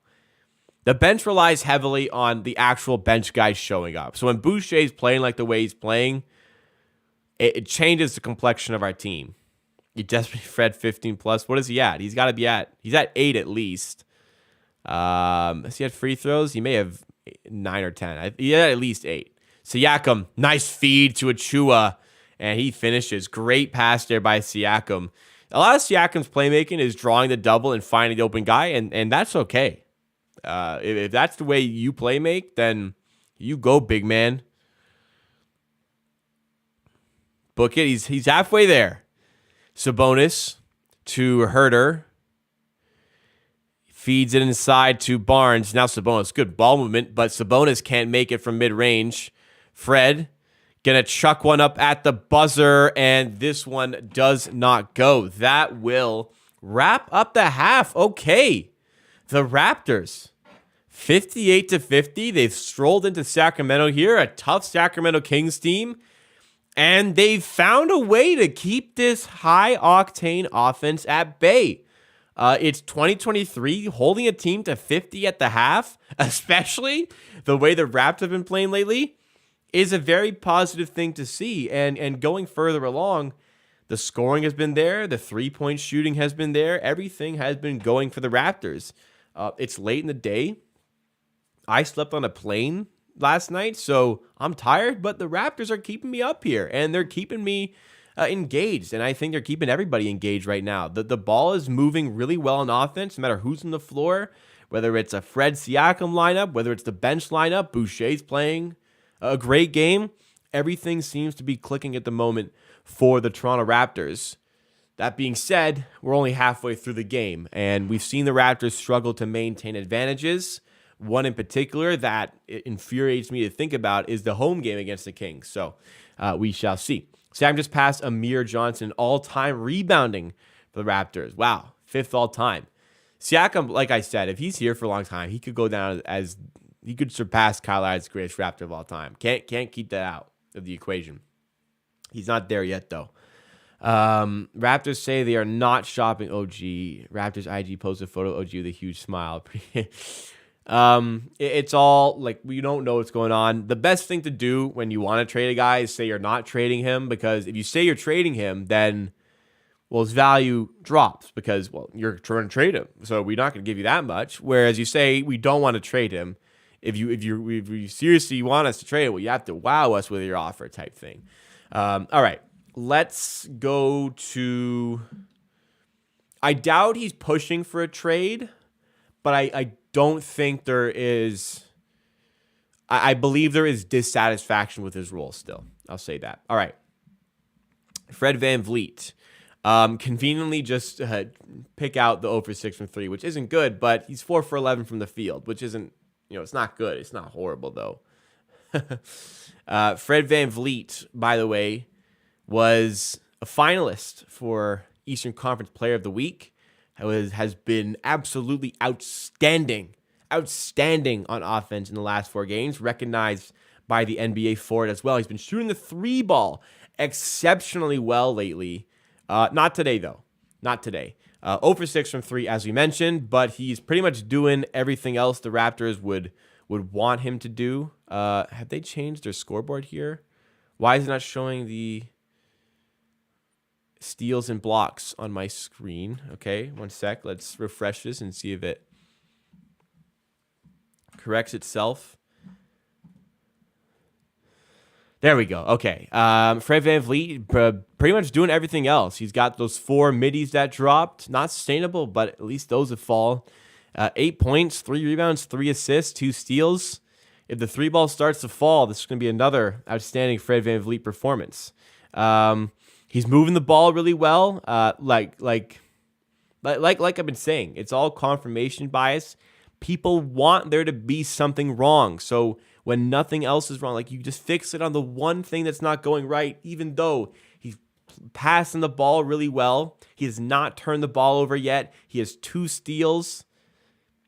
He's playing a great game. He's straight up having a great game. That's all there is to it. Siakam, not his best here. He hasn't had that good of a week. A little bit of a down period for him, but 6 points, 4 rebounds, 4 assists. Other things are going well for him in this game. He's not taking too many shots. He's recognizing points are coming from other players like Boucher and Trent, who we'll get to in a sec. Barnes having a fine game as well. He's got 5 points, 6 assists. Looking good on both sides of the ball, including 1 block over there. Nice to see. 8 players used by the Raptors. All 8, somebody said this in chat, all 8 are in the positive as well. Gary Trent, 5 for 6 from the field, 2 for 3 from 3, 12 points. A nice Gary Trent game so far. The likeliest Raptor to get traded, maybe boosting his value a little bit. OG really leaning into him for minutes today as the Raptors are going with a very thin bench, providing defensive stability. And guess what? He's a plus 12, best on the Raptors, 6 points, 2 rebounds, 2 assists, 2 steals, and a block. A little bit of everything from OG. Just want to see, or don't want to see, as many ISO possessions for OG. Like seeing OG sticking to what he does best. It's just not what OG wants to do. So we're going to have to live through this a bit. The bench was excellent. Achua was excellent, was the base of that zone defense, and he looked great in that spot. 3 for 4 from the field. He's 3 for 3 on twos. However, the 2 turnovers, not good. Those are precious moments, but there's clearly a good player here, and I'm high on his future, and we're getting glimpses of it in the last couple of weeks since he returned from injury. And the Boucher stuff, Hernan Gomez, whatever. Boucher, I spoke about Boucher a little bit earlier. Like Chris Boucher is, he's got his, like, he's up and down. When he's playing like this, you see, man, what a player this can be for our team. 14 points the first half, 6 for 9 from the field.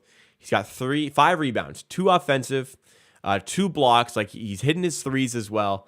This is the game where you go, man, he can do so much and make such a difference for this team. But when he's in his valleys and he's in the decline, like, there's no, like, he's an energy guy. When he's energetic, he's making plays. And when he's making plays and he's hitting shots in rhythm, he's such a good player. But when he's not hitting threes, he's not bringing the energy off the bench, there's like no saving grace. It's just he does nothing. And you go, why are we paying this guy $12 million? And you see games like this, go, wow, this is such an important player to our team, and he makes such a big difference. It's just the ebbs and flows of Chris Boucher's game. One other thing that I really have liked to see, Raptors have been getting beat up by centers. Though Sabonis' stat line is fine, it's nothing ridiculous. He's got 7 points, 7 rebounds, 2 assists. Like, I get that's a good 2 steals. I get this is a good stat line. It's 3 for 5 from the field, but it's not what Sabonis has been doing. The rebound size-wise, it's just going to happen. He's also an exceptional rebounder. Crazily, De'Aaron Fox is a minus 19. Harrison Barnes is a minus 20 in this game. So Raptors beat up lineups, including them. Let's go to the team stats as a whole for the half. Raptors shooting the ball well from the field, not so much from 3. We've been profiting from a lot of extra possessions. The Kings have not maintained the ball well. They have 8 turnovers, compared to our 4. We have 5 offensive rebounds to their 1, so that's a big deal because you know how much of a threat Sabonis is there. He only has the 1 offensive rebound in this game. So testament to our work on the glass, which is such an important part of the game today. Just need the 3 ball to fall a little bit more. I recognized, we're shooting 8 for 24. Shout out Kobe. Tomorrow will be the anniversary of the, you know what it is. I don't even want to talk about it. Little pay homage to him there. 8 for 24. I like that, but I also, let's start hitting some fucking 3-pointers here. No anniversary. I didn't mean to glamorize it in any ways. You guys know what I meant. It will be a new year, let's call it. And man, if it's so, just to think about it, I will never, ever forget the moment I found out. I literally will never, I will take that feeling with the rest of my life. Indescribable.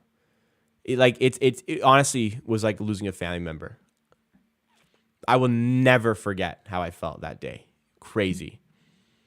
I still can't believe to this day. Let's stick to the positive stuff here. The Raptors up by 8 on the Kings at half. Good spot right now. Moving the ball. People people are really gonna fixate on Fred, the 0 for 6 thing. I hate that I have to, I genuinely don't like that I constantly have to go out of my way to talk about like Fred VanVleet in the positive light, but today he's played an excellent game. He's not hitting his threes. He's 0 for 6 from 3. Unfortunately, 2 of those are buzzer beaters that were bad shots. Whatever, he didn't make them. He's 0 for 6 from 3. Shot process has been there. I agree. Nothing's out of rhythm other than the buzzer beaters, which, I mean, there's no time left. He has to shoot them. One was from half court. You know what? I will say the threes have not been. The twos that he's been making have not been in rhythm. But for some reason, those are falling. Beyond that, he's passing the ball really well today.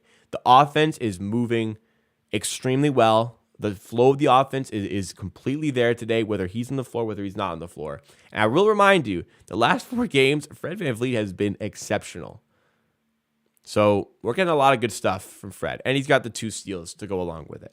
So like honestly, just fucking shove it if you want to bitch about Fred VanVleet's game tonight. Fair enough.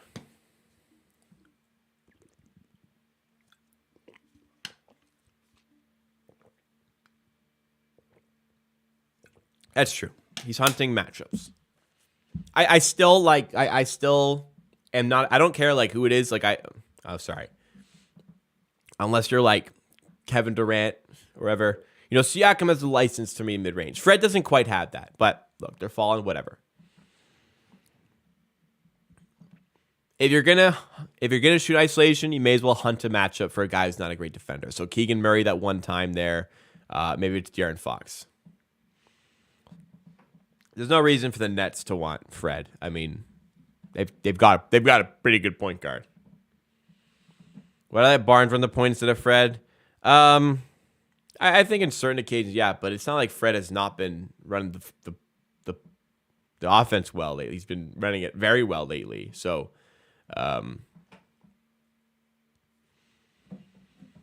I would like to. I do enjoy seeing Barnes run it. I'd like to see a bit more of a mix up of that. It seems like it's very much a lot of times one of them gets to do it, one of them does not get to do it. But I want to see more balance to that. But I suppose when it's working, which it is right now for Fred, they're going to keep going to that. Don't want to trade? That's not true. The Clippers would take him. Dallas would take him. Orlando have interest. The Raptors still like him on their team. There's even beyond that as well. There's just suitors for Fred. Warriors have 13 first half turnovers against the Grizzlies. They do against the Raptors in trouble. Yeah. Man, that last game against the Warriors though haunts me.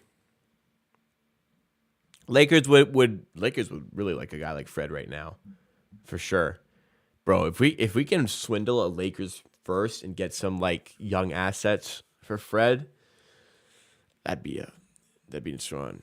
Pelicans, I could also see them having interest for sure. There's to say again, a lot of it is just BS. People just spew out.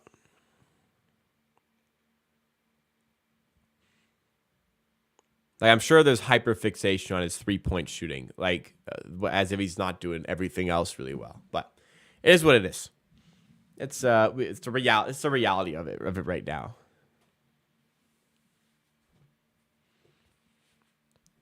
Why I swear I've just explained like everything. I don't need to waste my breath. Forget the game. We gotta worry about this game before we worry about the Warriors. I think the Clippers are the only real team that would actually need Fred VanVleet the roster. Dallas as well. Dallas do not have enough ball handlers. Fred could alleviate a lot of the stress on Doncic there. It would give them an opportunity to bring Dinwiddie off the bench. I think Dallas as well. Clippers, the first and foremost, could really use a player like Fred VanVleet. But I think Dallas as well could really profit from having him. And I think having Fred there as the 2 guard to Doncic would be a really, really interesting duo to have. And just the openness that Fred will have because there's such a worry about Doncic. I think that'd be a good fit there.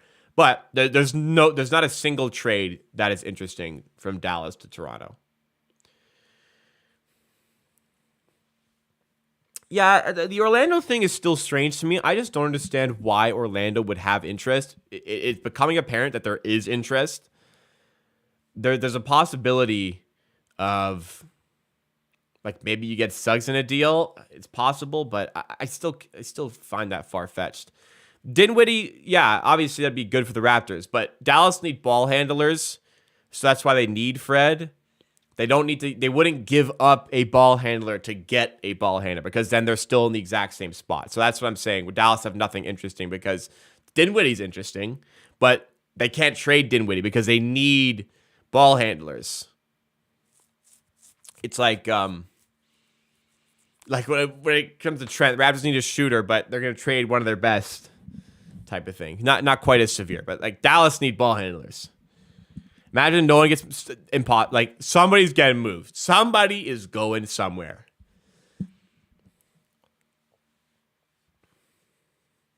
Yeah, I agree, Steven. That's why there's no trade there, because they're not trading Dinwiddie for Fred.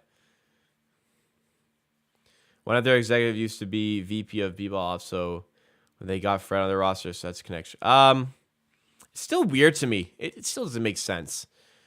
Fred kicks to Gary Trent. Trent inside. You know, somebody asked why I support Fred. I go out of my way to support him because people go so far out of their way to slam him. I just want to remind you guys of the good things that he does and why it's unjustified to hate this guy. It's a rational hate. And that's why I go in the other direction. Anyways. I've made it clear many, many times. 58-52. And if you like actually watch the brand, watch anything I do, a Siakam connects mid-range. If you actually watch things I do, you know that I feel like you're better off if you get a good deal trading him, and he may not be the best fit for your team going forward. And I've also said I don't want to pay him $30 million. I've never said he's worth $30 million. Please, like, find me saying I want to pay him $30 million.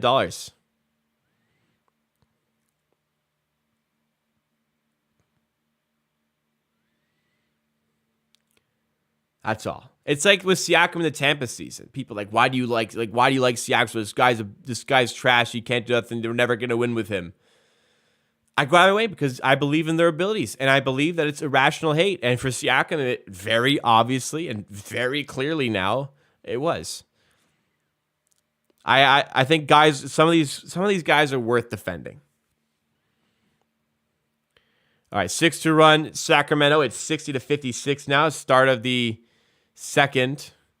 Raptors moving the other way with Siakam attacking the rim and finishing. Siakam getting out to a positive start to the half after not a great scoring first half.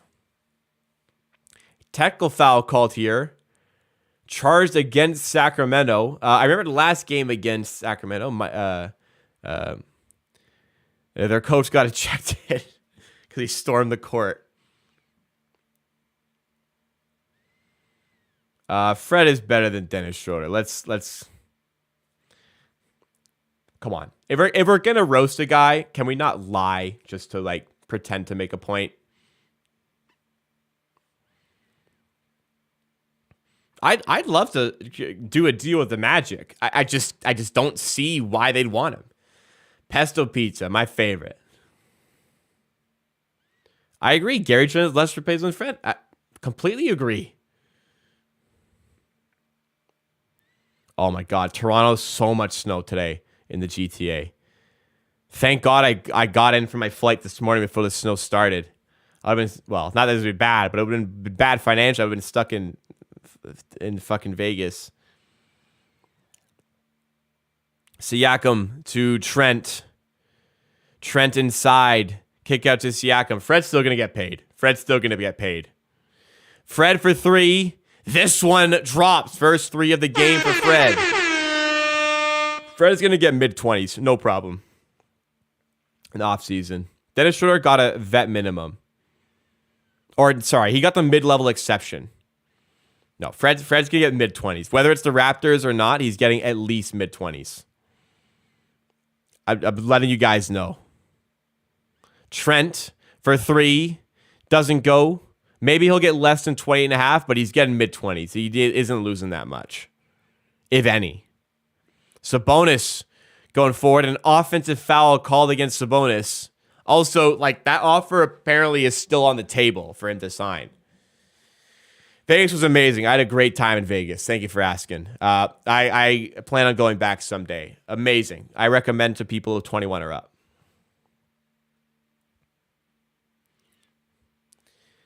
Sabonis has 23 straight double-doubles. I just heard that. Oh my goodness gracious me. That's an all-star, man. Siakam turning around and nailing the jumper. Siakam has completely revitalize his game in the second half, hitting the shots. I don't mind a Sharp trade. I don't mind that. You get some picks as well, a pick or two.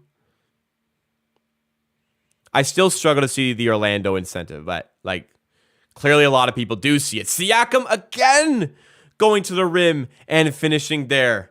Pascal dropping it in there. Death 4K. I never said that. I never said that. Why are you saying I said that when I didn't? This is what I get frustrated with. I never said that. Boost of the Orlando is because they don't pay until 2026. Fred would be perfect off-ball guard. I'm not denying Fred's fit there. Fred VanVleet is a free agent. He's a free agent at the end of the season. If I'm Fred VanVleet, respectfully, I'm not choosing Orlando in the summer as my next team. That's my thinking. So I don't know why they would want to trade young value and assets to get a player who I would say probably would just leave in the summer. That's what that's my side. Listen, they want him. They got some interesting stuff. Like, hell, they'd have to move on from a guard. They can't keep Markelle Fultz, Fultz and Suggs. I really like the way Fultz has played this season. If Orlando can extend him, then for sure, that makes sense. A vet to lead that young team who's done it all. Oh, makes sense. Cole Anthony, I don't have much interest in. I'd have to get Fultz or Suggs. I don't like Cole Anthony. I left him out because I don't. Sorry, no, I don't. I think he's an okay player. I'm not terribly fond of his game. He's fine off the bench, but you'd have to get one of those guards back. You don't need the logjam. Jonathan Isaac, well, I mean, that fits right in with what the Raptors want to do, but I don't know how high Orlando are on Isaac. There's a ton of upside with Jonathan Isaac. I just don't know what their value, like, do they value him a lot? Do they not value him because of the injuries? There's a lot of upside there, but there's also, of course, the injury risk. He's had 2 massive injuries. You don't like because of the Timberland dunk. I like him more because of the Timberland dunk off. I like him more because of that, actually. A man out here rocking his Timbs, that's something I can respect for sure. Where did I stay in Vegas? I was at MGM Grand. It was wonderful. I'm not super high on Mo Bamba. This is Mo Wagner as well. Mo Bamba would be another interesting one to bring back. Say MGM Grand. It was amazing. Very good choice to go there.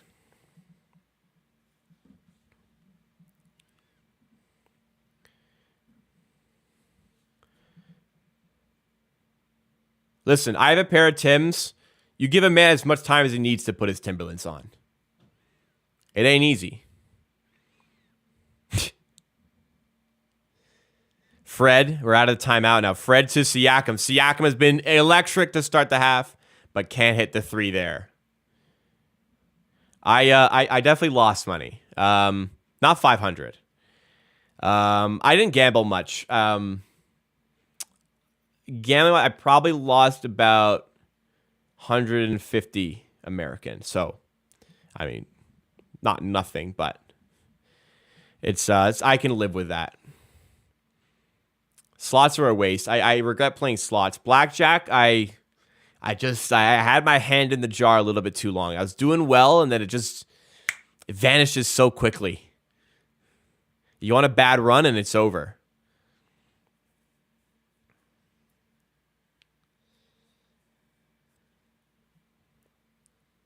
Yeah, it's whatever. I was comfortable. Losing up to 300, but I didn't gamble a lot. There was just so much to do all the time.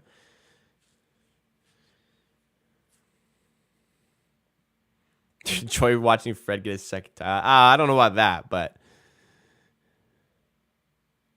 Fred to Trent, driving inside, layup, and foul. An offensive foul? Oh.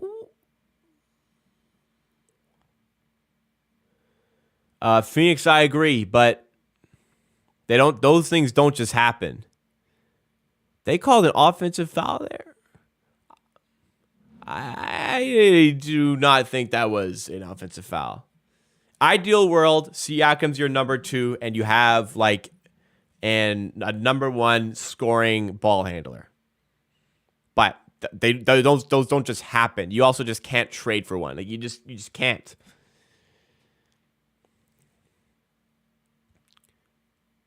Siakam to Anunoby for 3, and Anunoby connects from the corner. Raptors are this is one of the best offensive showings I've ever seen by this season. This is one of the best. They are moving the ball exceptionally well today. The defense is hounding one of the best offenses in the NBA. This is exceptional by Toronto. And here they come again. Siakam to Van Vliet for 3, and he piles it on. Fred Van Vliet connects again. Another outstanding showing from Fred Van Vliet. Had a slow start from 3. He's up to 2 of 8 from 3. Yeah, it's not great, but he's over 6. 2 here, 6 for 13 from the field. Fred showing out. Siakam balling. Gary Trent balling. Barnes just kind of staying out of the way, letting the guys cook. Barnes has 7 assists, only the 5 points, but he's letting these guys cook today. OG, he's 3 for 5 from 3. He's doing his job. Bench comes in. Boucher's making a difference. Achua's making a difference. Hernan Gomez is letting everybody play. Everything's clicking for Toronto right now. And the defense, I thought this was going to be like a 120 type of game, but we are shutting down the high-octane Sacramento Kings offense. 6 from Clay. Well, there you go. Crush it. And yeah, when Siakam, Fred come out, inevitably, Barnes takes more of the reins offensively, for sure. Barnes has been one of the best. I think Barnes has been one of the best fourth quarter players in the NBA this season, too, which is kind of crazy. But Precious, when Precious is on, we see how important he is. The season's cooked for sure, but if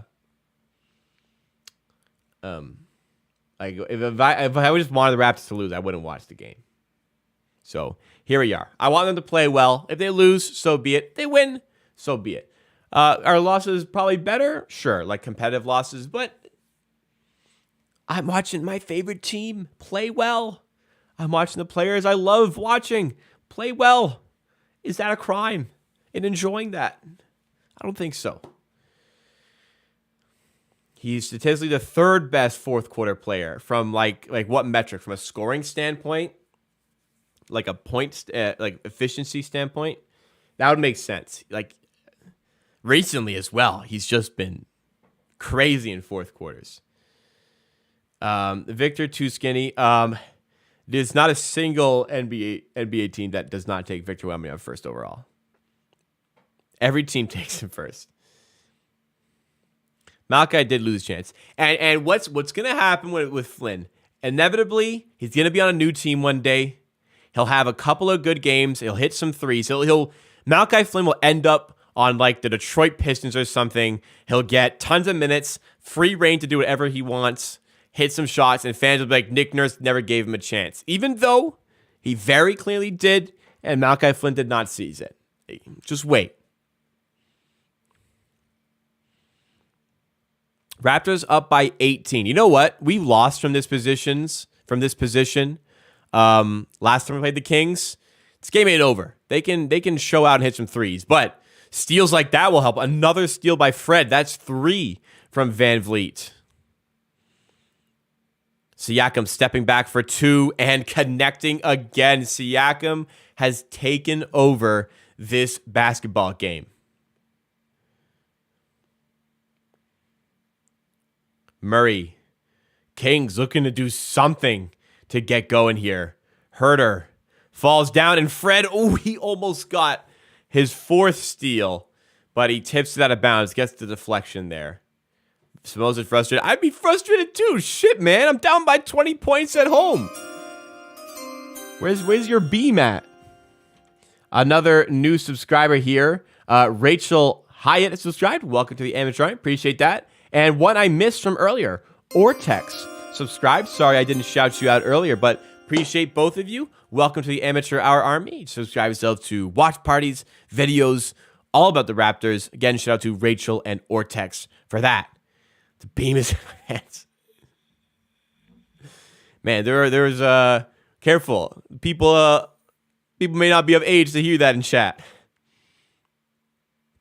Van Vliet outside to Siakam. Now Trent stepping inside, kicks out to OG.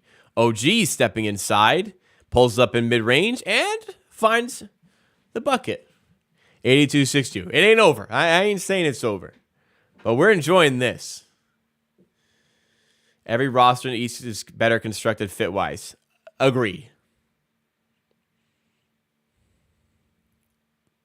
Except maybe Detroit and Charlotte. Siakam stepping back for two. This one's off. Okay. Raptors are holding the Kings. Another block by Siakam.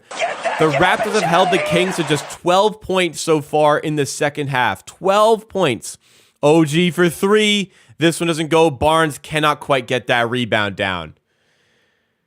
How was your vacay? Hope you enjoyed. I very much enjoyed. Thank you so much for asking. Had an amazing time. Nice little refresh for myself. Take a few days off, you know? Siakam for three. This one rims out. Raptors remain up by 20 with 3:14 to go in the quarter. Raptors are on a 22-6 scoring run. Siakam has been dialed in, all-star-like in the third quarter on both ends. And another block! Siakam with another block on Sabonis this time. Takes it the other way, finds Fred, who finds Gary open in the corner. That deserved to make. That play deserved to make. Nice feed by Fred there. Gary just can't connect. The Toronto Raptors are absolutely balling. Keeping the ball moving. Getting the stops on the other end. Everything is cooking for Toronto tonight.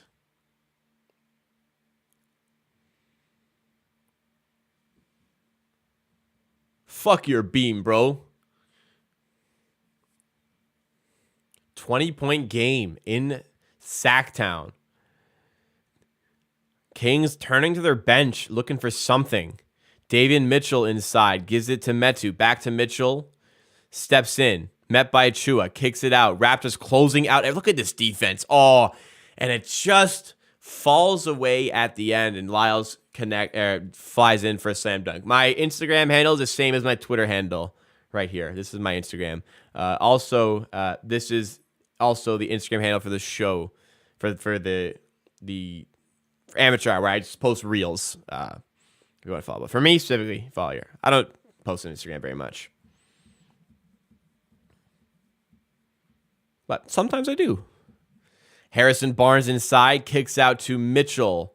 Closeouts are there. Closeouts are everywhere. 4 on the shot clock. Mitchell for 3. And just at the end, they find another opening, but doesn't drop there. Be great, 43. Siakam defended. Gives it to Trent for 3, and that's way off. Rebound to Siakam. Drives past Metu, lays it up. That is barbecue chicken. That is straight barbecue chicken. You cannot stop Pascal Siakam right now. I agree with you. Hi, Am Dirks. It's just Barnes is fouled. The Raptors just consistently remind us what could be with this core. It's just not consistent in the slightest, and it's frustrating that you get games like this. Barbecue chicken alert. That's what it is, man. It's food. It's food. He's eating your fucking dinner because you're fucking food for this guy. That's what it is.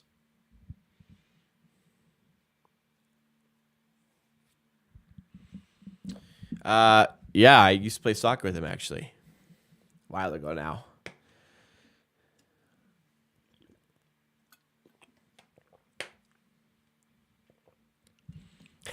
If only we had auto, we'd be a playoff team. No, I don't think it makes a tremendous difference, but it makes a difference. I don't know what I've enjoyed more. The defense has been stellar, as has the offense. It is a rare. They're both here. Outstanding defense, outstanding offense. Everything is fucking clicking for this team. I don't care if you want to see the team lose games. You have to be enjoying this. This is so much fun to watch. If we make out of play Boston and get fucking dumped, yeah, that'd be probably that's at best a gentleman's sweep. Maybe like we get the one, but I don't think it will come to that. I do believe we'll be sellers at the deadline. This is just, the reminder game. Okay, maybe. And then the next game, it comes crashing down. It might be a sweep. Yeah. Yeah. Siakam, 27 and 7, 2 blocks. He's on triple-double watch. Don't think he'll get there, but it could be. I got money on Barnes scoring points tonight, so let's get Scotty Barnes in action here. Probably going to go deep to the bench for a while because it's, Raptors up by 19.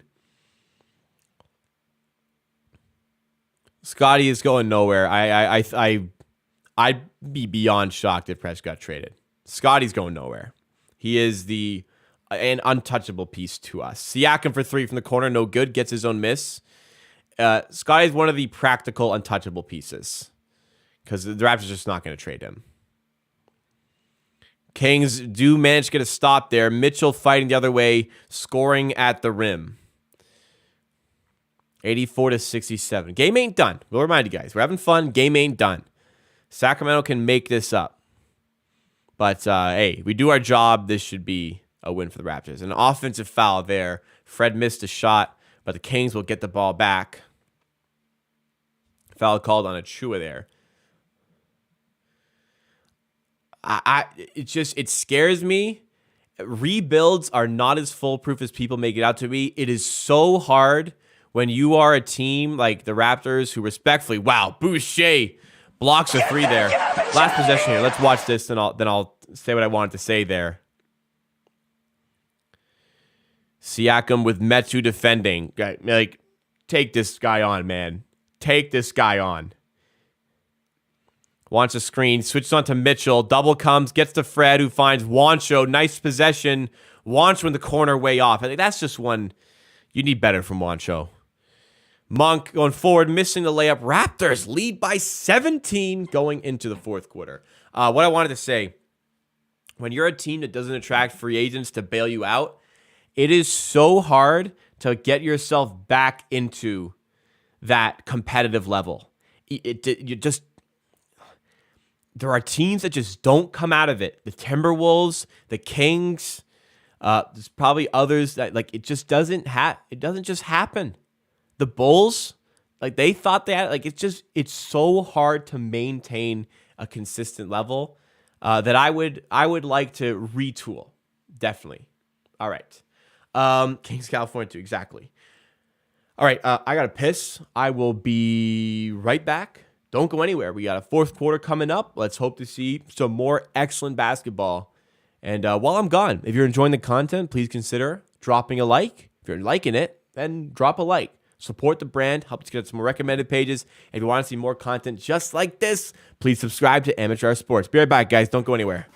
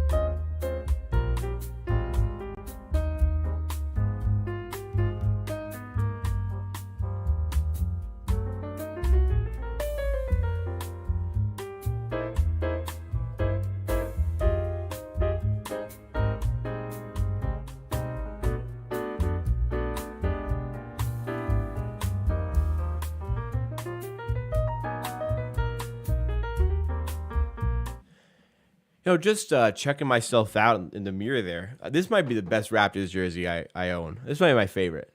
I mean, I got like last year's black and gold one was like this, but black and gold. This is the best Raptors jersey I own. This is gassing myself up. All right, everybody, make sure you go to the bathroom there. Derek Lively. I don't know who that is, respectfully. I'm sorry if I should. I don't know if he's a prospect or a guy. I don't know who that is. I know a lot of guys. Unfortunately, I don't know what this is.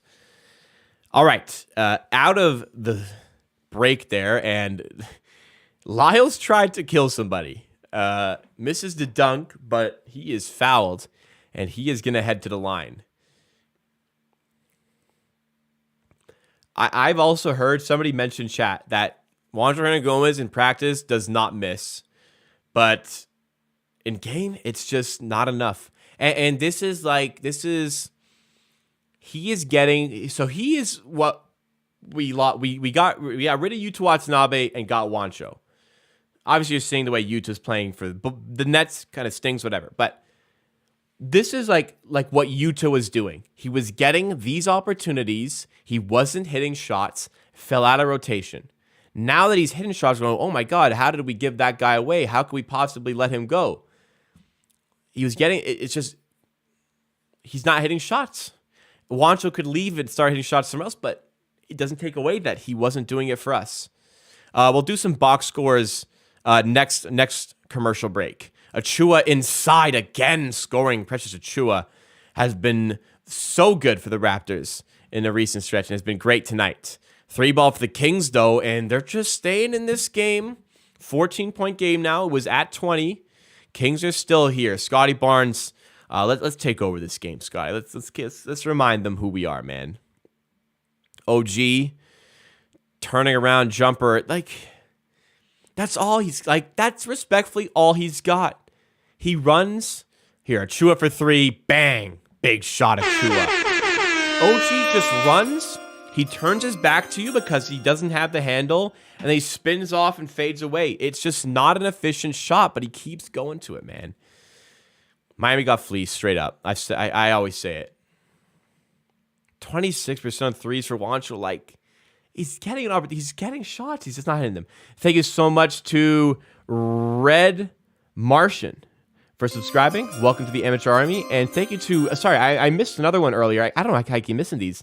Flaxon as well, who I'll flash up on the screen again here. Thank you so much for subscribing as well. And welcome to the Amateur Hour Army. You just subscribed yourselves to a Raptors watch part of this for almost every Raptors game. Unfortunately, not Saturday. I will be away. But for every other Raptors game and videos all throughout the week about this team. Thank you guys so much for joining on and supporting the content. If you guys are enjoying today, please make sure you are subscribed to the channel. If you're wondering why you subscribe, but your name did not flash up down here on screen, it's because your subscriptions on your profile by default are set to private.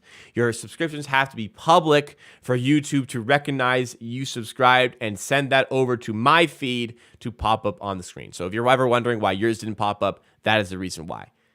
That being said, if it doesn't pop up, for the content, please.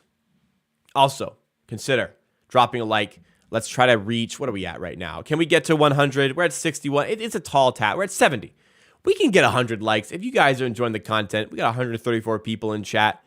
That's a lot of people who have not hit that like button. If you are enjoying the content, please take a second out of your day to like the stream. Help this get on some more recommended pages. It does make a difference. It genuinely does make a difference. So, would appreciate that. Once again, you know what? I just took in. We have not seen Joe Wieskamp tonight. I forgot about that guy. This defense is a bit worrying because the Kings move the ball so well, but I guess up this much. Wouldn't mind seeing some Joe Weezy, Joe Cool in there. Easy threezy Weezy. Yeah, I'd love to give some bench some minutes, but things can fall off quick. Things can fall off quick. Fred can be annoying, but he's a good player at the end of the day. There's some bad shots in there, of course, but he's a good player at the end of the day. And he's been showing it for like the better part of a month now.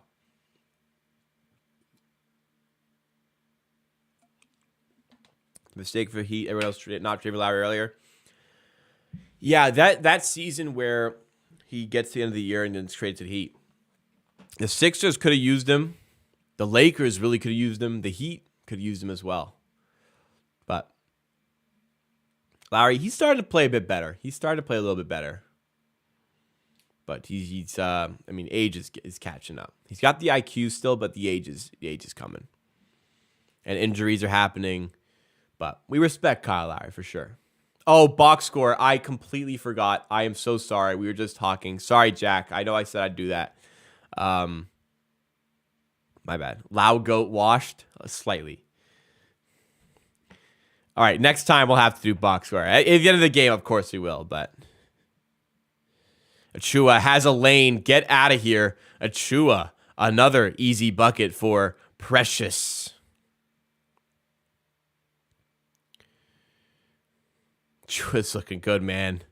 This is what I want. This is exactly what I want. Metu, turn around with the right. No good.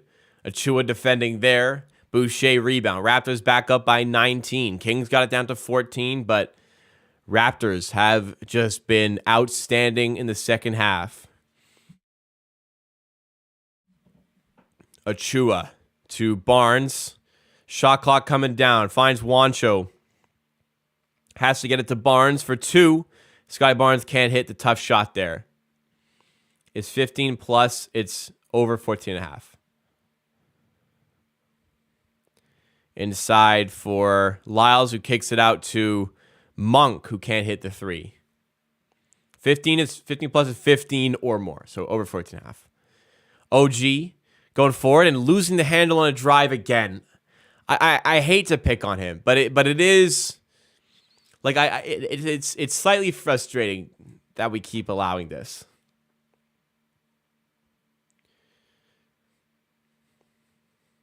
How does Sack have 11 of 5 free throws? I don't know. I don't know.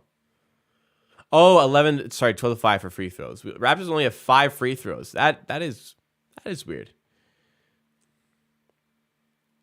We might be able to keep them below. Knock on wood. We might keep them below 100 points tonight. We should. OG it's just not in his bag. He just doesn't have that bag. He is an exceptional 3-and-D player, and he's trying to do too much. He wants to do more. I understand it. It's just not there for him. I'm not trying to knock him because he's an exceptional player. He's just not a ball handler. He's not a shot creator. When does Kyle's contract expire? I think he's got this year and another year.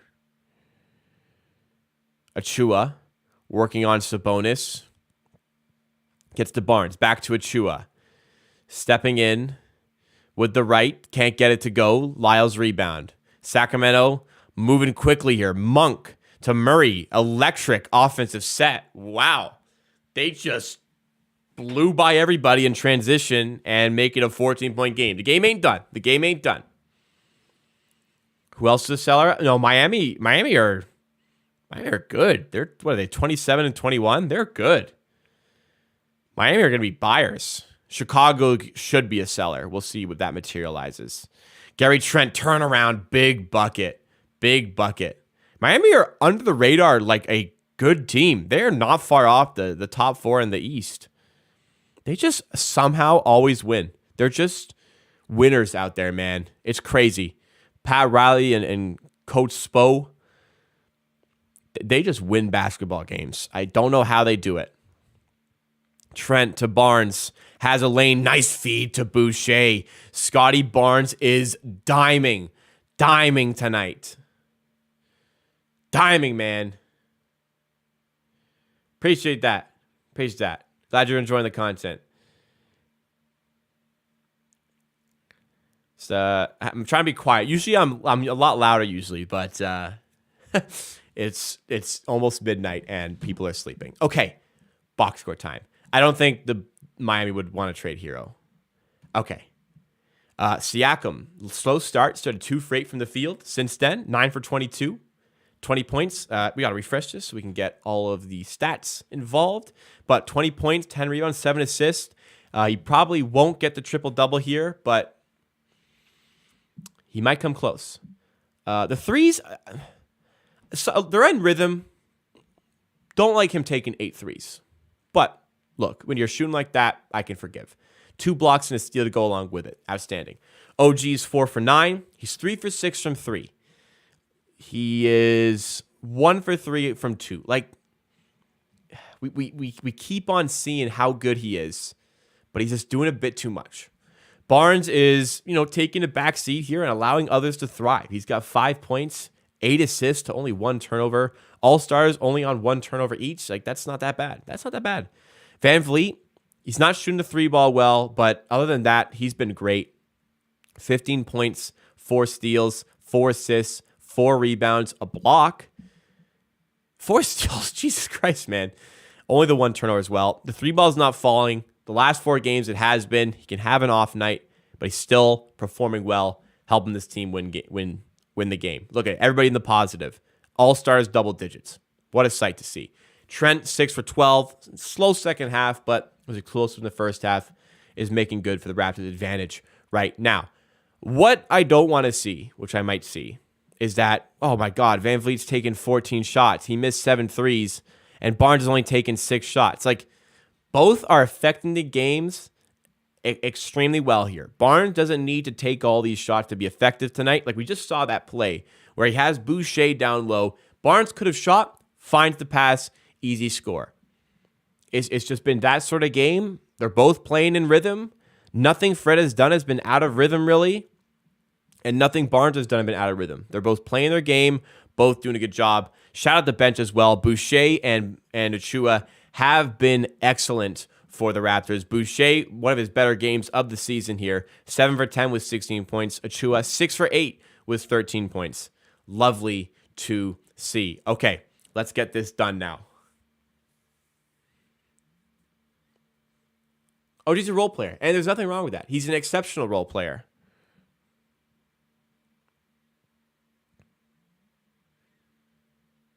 Murray for 3, and he drills it again.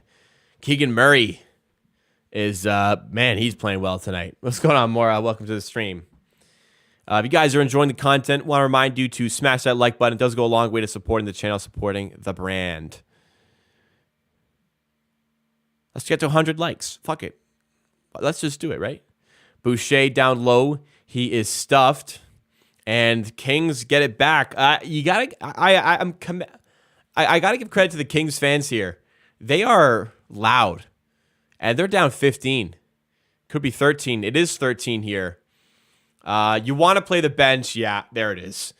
You want to play the bench, but sometimes it's not working out. Here come Van Vliet and Siakam. They're getting ready to come back in. How loud this is, man. They love their Sacramento Kings out here. 13-point game. Gary Trent steps back. Tough shot off the mark. And Hernan Gomez can't get the rebound, but he is fouled. Great job by Juancho on the glass there to earn an extra possession.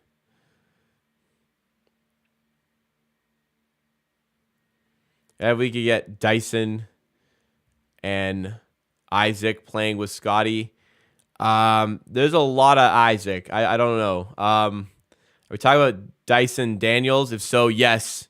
And we're talking about Jonathan Isaac. Also, like, if you get him cheap, because Orlando are like, maybe he's not part of our plans right now. For sure. All right, Raptors extra possession here. Siakam and Van Vliet are in. Van Vliet to the rim, and he's fouled as he's feeding Achua there. Nice pass. I'm hungry. It's midnight. Why am I hungry? Isaac Bonga. I certainly hope it's not Isaac Bonga. Where is Bonga playing these days? Is he playing in Germany? Fred was probably shooting that. That should be a shooting foul for Fred. Darren Fox on Fred. Work inside. Layup is bad layup is a very good lob to Scotty Barnes, who throws it down. Props. Fred is just that good, man. Fred is so good, his bad shots are assists.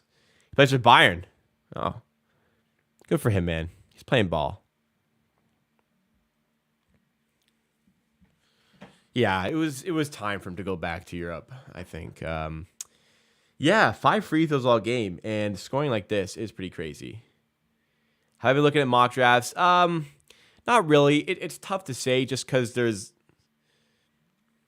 I haven't really dived into my draft stuff yet. Last few days have been pretty busy, but unfortunately not yet. I should probably start doing that soon. But games like today, maybe not. Herder for 3, runner. That you can't guard that, man. That's a tough bucket. That's just a tough bucket. 12-point game. I'm still not nervous. I don't think I can be nervous because I honestly don't care if we lose. But I you know what? I would be pretty shattered to see us blow this one. It would be so painful. Let's finish this off, man. Fred steps inside. Good look for 2, and he connects again. Fred VanVleet has been again outstanding today. Not today. He's been great. He's just been doing his job, man. Everywhere he's been doing his job. I know it's going to be a fun draft to cover this year. Wallace, our future point guard. I'll look into him. You win 100 if Scotty gets 1 rebound. I assume he will get one. Chua to the rim, and he finishes. And a timeout call by the Kings. Every time, I like this. Every time the Kings, this is what we don't do enough of. When the Kings make a run, we respond and keep them. We just keep them out here. Exactly what other teams do to us when we're trying to make the run for comeback. They just keep us at bay. And we haven't done that enough from the winning position this season. I'll point at the Timberwolves game, the Bucks game recently, and even 5 weeks ago when we played the Kings in Toronto. We just don't maintain the leads. We don't keep the teams at bay, and we are doing that today. That is doing a great. We're doing a great job at that.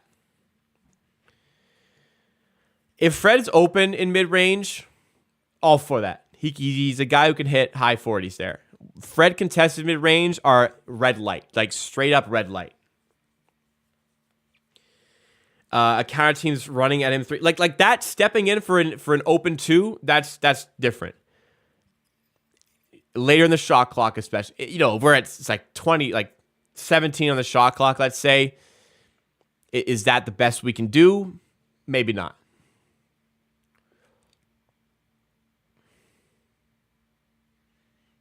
If this dreaded road trip sparks the win streak, let's not get too ahead of ourselves. Let's win this game first of all. Second of all, there's been a lot of these games where we go, hey, maybe this is just the start of something, and then it's not. I want to get played again. Fox, step back 3. They're in a mood right now. They're hitting everything.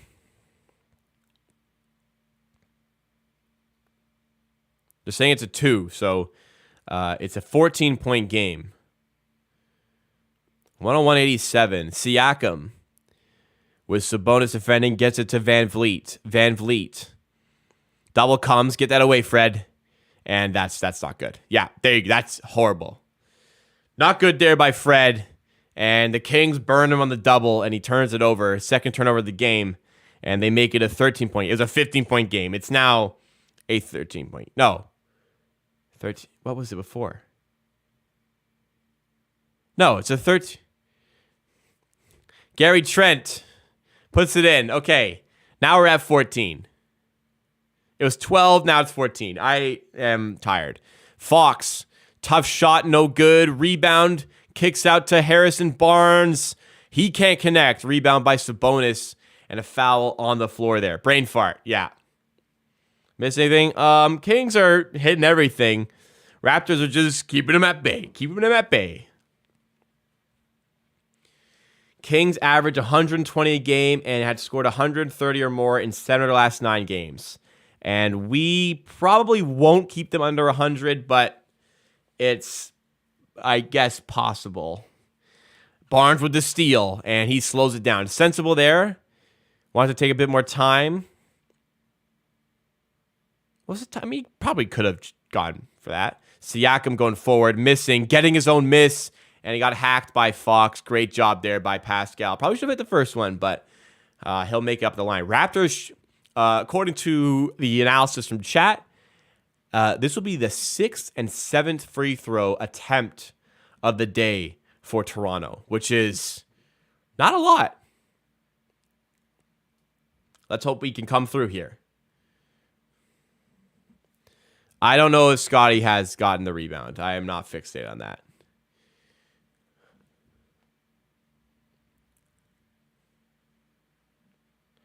.104.89. Siakam has 21, 9, and 7 according to Sportsnet. ESPN said he had 10 rebounds unless they took one away. So anyways, 22 points for Pascal. And he's got either 9 or 10 rebounds and 7 assists. In my opinion, that's a good basketball game. Fox off of Achua's leg turned over. They call it a Raptors ball. Okay, we will take it. 18 turnovers. Man, that's the difference. That's part of it, man. That's the difference. 105.89. Siakam switching on to Sabonis. Give me that. Give me that matchup. Attack this guy. Double comes, kicks to Trent. Extra feed to Barnes in the corner for 3. That didn't look anywhere near the rim, unfortunately. Fox layup is good. And timeout by Toronto. Lead by 14. Settle it down. Get the job done here. And the Raptors should be able to get themselves over the line tonight.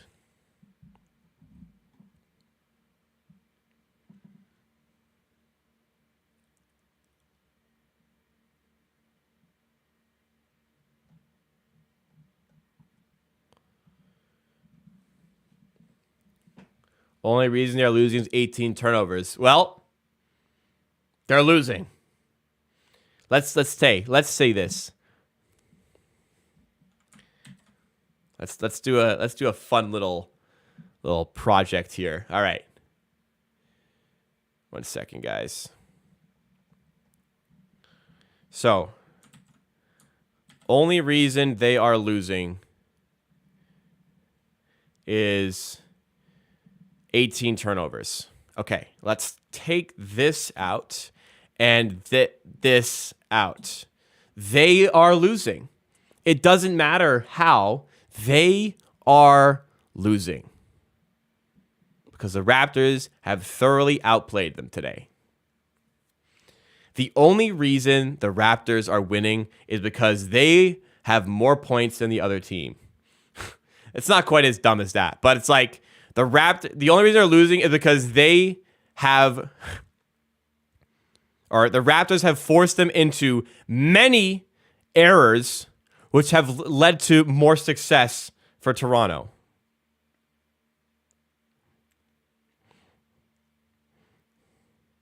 Another turnover there. Here come the Raptors, and Siakam lays it in, and that's the game. That's the game.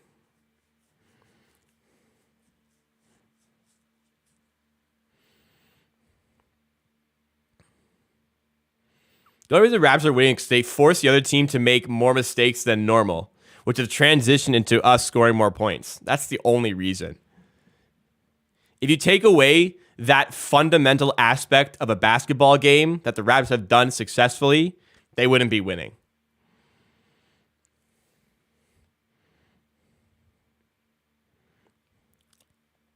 .109.91.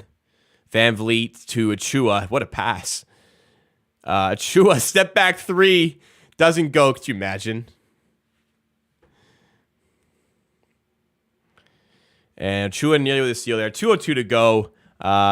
Should clear out a little bit here in the crowd. 18-point game. This one should be done. I don't blame Nick Nurse if he wants to be completely foolproof on getting this game finished with and not going into the bench. We'll see. So I think Sabonis, they said he had a double-double in like 23 straight games. He will not get it tonight. How insane. We did that shit.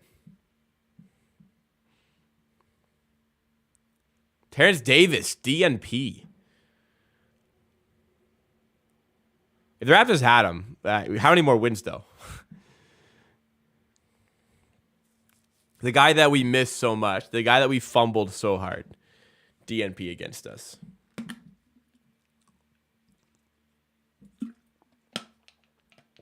I'm just saying. People like to complain, is what it is.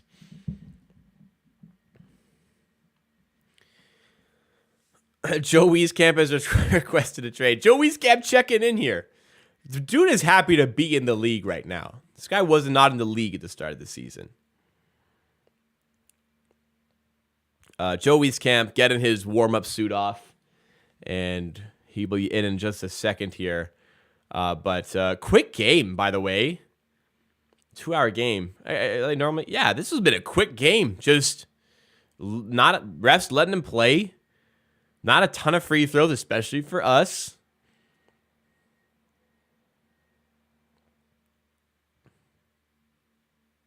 Let Joe cook. David Mitchell slides in for a floater there, gets to go. As we're winding down, everybody, want to remind you to drop a like on the stream if you have been enjoying. It still does support the stream because with future streams, YouTube will see, wow, if all these people like this stream, they're going to like this stream as well. So please make sure you have liked this stream and stick around as well. We're going to do a full post-game show breaking down what the Raptors did successfully. The only reason they won, which is, of course, the turnovers, but the Raptors did nothing else that good. But we'll we will. Sorry, I keep going in. I just found that so funny. We will break it all down in the post-game show. So stick around for 10 minutes after the stream. I go right after the game, 10 minutes strong. We get the nice post-game show in, which will also be up on the Clips channel tomorrow. Yeah, it once again provides us with the glimpse of what could be, but it just isn't consistent enough. And you think about the scheduled wins, the Timberwolves, that Timberwolves game, the Bucks game at home when they had all those injuries. And it was like 13-12 after the first quarter. The last time I played the Kings, those are scheduled wins. And, you win 3 of those. All of a sudden, you're at 500 because obviously when you win those games, you don't lose those games. So it's one on each end of the win-loss. Joe Wieskamp doesn't manage to get in the game. Sorry, pal. It ain't your time. Raptors, though. How about that? Look, we understand the situation the franchise is in, the organization is at the moment, but how can you not enjoy that? The Raptors completely dominate this game on both ends of the floor. That might be the best the Raptors have looked this season. The Raptors dominate on the offensive end. All 5 starters are plus 13 or better on the plus minus. They dominate the defensive end. They hold one of the best offenses in the NBA to 95 points. According to chat sources, the Sacramento Kings have scored 130 or more points in 7 of 9 games coming into tonight. They average 120 points per game. Wow. Keep them to 95 points. I understand losses might be better, but I'm a Raptors fan, and I really enjoyed watching that one. That was a quick game, too. Done and dusted. Road trip? Who gives a fuck about a road trip? Let's go win basketball games. Very controlled game by Scotty. It seems like every night a guy on offense kind of has to take a back seat, and Scotty Barnes did that today. I commend him for that. Excellent performance. That's a lot of excellent performances. All right, enough on that. Let's talk about the game. Let's go into our post-game show. The Raptors start off the daunting 7-game road trip with a thorough victory. Let's start over. The Raptors started off their 7-game road trip, the daunting 7-game road trip with a victory, a thorough victory in Sacramento, if you will. They dominate on both ends of the floor and ultimately win 113-95. Let's break it all down for you into tonight's or this morning's post-game show. What's going on, everybody? We're back. We're doing the streams again. Off the last 2 games, I was in Las Vegas enjoying a nice little vacation, but we're back, and we had a lot of fun with this one. I recognize the bigger picture on the season. You know, is it better to lose games? But ultimately, win or lose, I want to see a good performance, and we may have seen close to, if not the best Raptors performance of the season. The way they controlled this game from start to finish, the way they controlled the game on defense, the way they controlled the game on offense. Everybody's showing up and doing their job, performing a role for this team. So pleasing on the eye. So much fun to watch this one. If you guys have enjoyed the content, want to remind you, please make sure you like it along the way. It does go a long way to supporting the channel. Helps us get some more recommended pages. And for a watch party or a post-game show like this for every Raptors game, please make sure you are subscribed to Amateur Hour as well. Join the Amateur Hour Army today. All right. On offense, the ball movement, which usually we see it in spells, the ball movement. We'll have periods of the game, like we'll have a first half where the ball is moving, everything is so sharp, and then it'll get to the second half, and things will really deviate away from that. And maybe especially in the fourth quarter, because in this one in particular, the Raptors have not held leads well this season, and in particular, the Kings were on a big run, but the Raptors kept the patience and kept finding ways to score, kept finding ways to keep the Sacramento Kings at bay. The lead got up to 20 points. The Kings, the closest they got was 12 points. The Raptors continued to hit the big shots when they needed to and continued to make the big plays on both ends of the floor when they needed to. The Sacramento Kings, in 7 of 9 games coming into tonight, had scored 130 or more. They average over 120 points per game. The Raptors hold them to 95 points. Just utter domination in the city of Sacramento. The fans were loud, but they did not get the performance that they were looking for over the course of this game. And you know, we always talk about the Raptors either have a good offensive game or a good defensive game, but never together. Well, today they had it together. And when it comes to the core players in this team, you never have all of them play well. Well, I think you got that today as well. Pascal Siakam had a rough first half, shooting 2 of 8, but exploded, especially in that third quarter. Got out to 26 points, 11 rebounds, 7 assists, 2 blocks, 2 steals. What a game. 3-ball wasn't falling, but man, he looked great out there.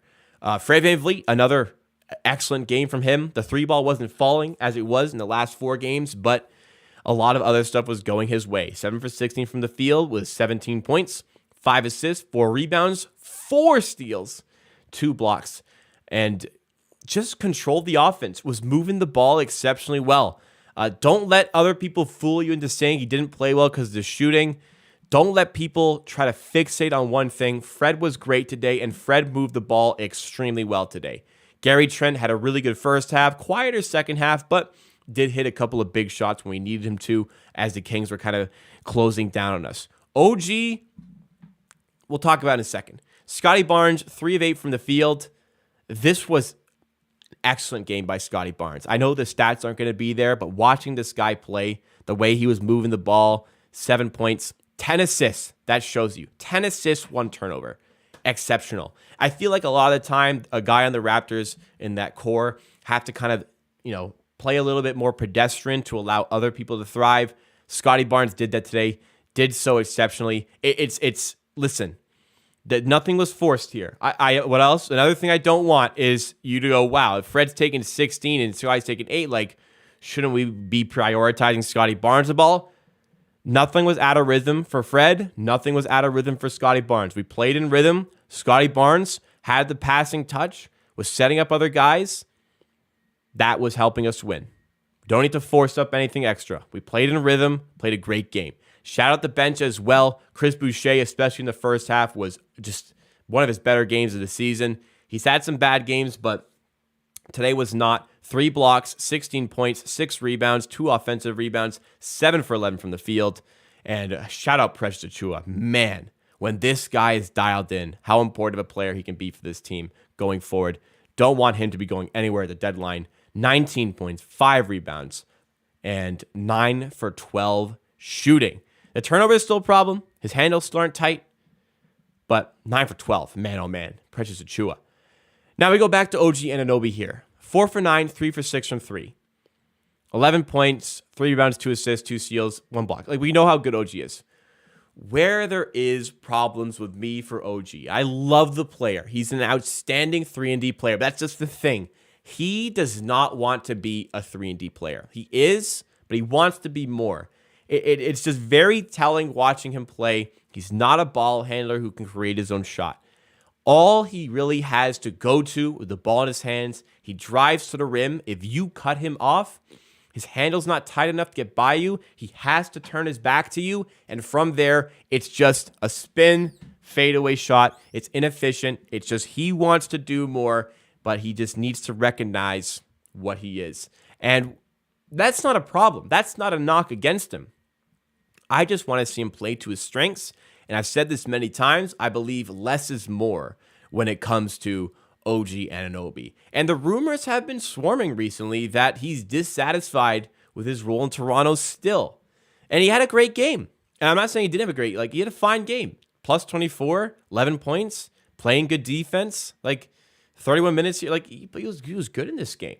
But there's dissatisfaction because he wants to do more. Is that a contract thing because he's underpaid? Maybe. Is it just self-belief? Maybe. And I think that's fine. It's just if he's dissatisfied with his role in Toronto, Toronto's giving him too much freedom here, I think, with the mid-range shooting. The teams that are going to be interested in trading for OG Anunoby are going to be contending teams who want to add in that 3-and-D piece, and they're going to want him to play to his strengths. If OG gets traded, which I find it more unlikely than likely, of course.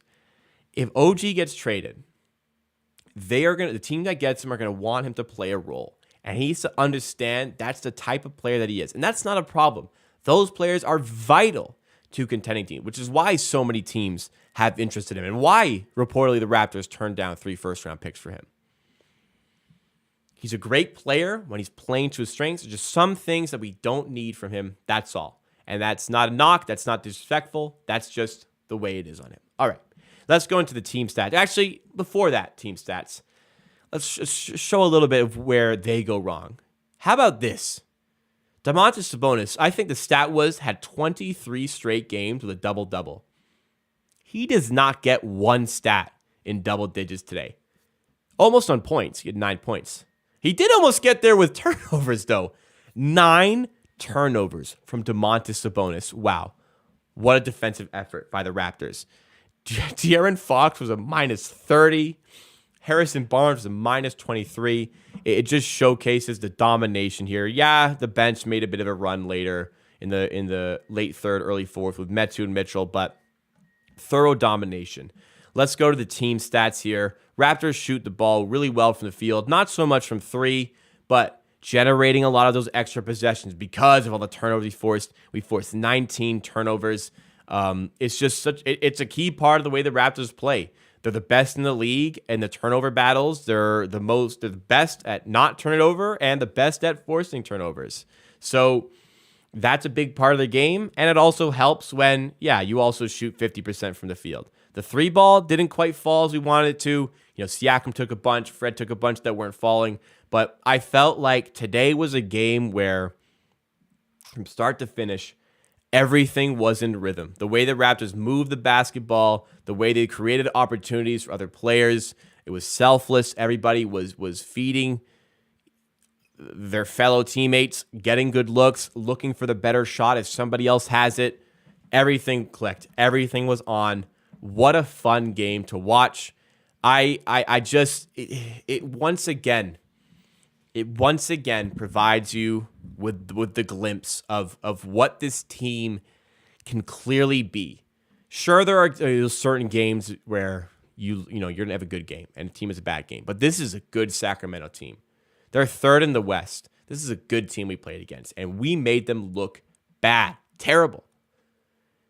This is just another game that shows us a glimpse of what they can be. The problem is, it's the consistency. They have these games, but it's just then you'd think, is this team turning a corner? Can this team be something better? And they show you later on that it's just not there. And that I just have the belief that is what it's going to happen now.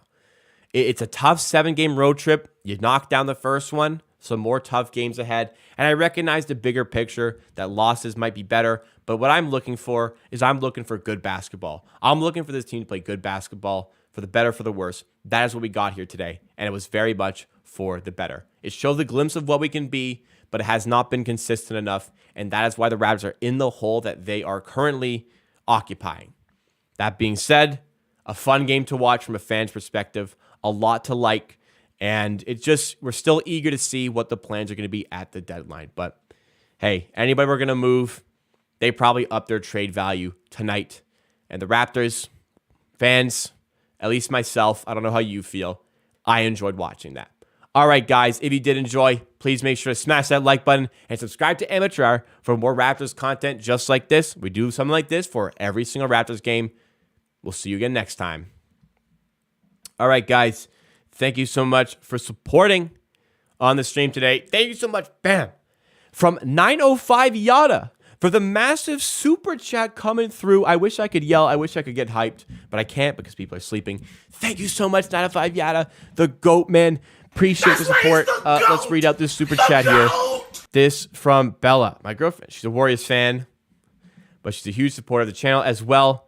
All the subs are from me and her both. Much love. You make nights after class. Much less stress for us. Well, I appreciate that. I saw earlier in the stream you mentioned you're doing school down there. I appreciate the support. Very, very grateful for the support and everything that you provide with the community and myself in this channel. And I appreciate you make if I make your after class less stressful, the streams, you make the streams better by blessing us with your presence. So very much reciprocated on my end. So thank you again. Appreciate that. Yada goat. That'll wrap it up. We're done today. One last thing. Is it fair to me to say that is it fair to me to say that on-ball touches that OG gets should go to Precious, which is more fluid handle? Maybe a little bit more. I would like to see maybe a bit more Barnes there. Like, why is OG forcing it? Like, I'd rather Barnes force it, but I don't think that's unfair. Let's say that. All right. Appreciate you guys. It's 12:30. I have work in the morning, and I have to do a video before work. I'm going to bed. Doug, wow, look at this. What's going on, Doug? Thank you for joining, man. President is very intriguing. All right, I could talk all day about ball, but I can't do this anymore. It's bedtime. And thumbnail, too. Yes, I will do the thumbnail and title. All right, guys, appreciate y'all. Back on Friday. No stream Saturday. I'm away, but back on Friday. Video tomorrow. Appreciate it.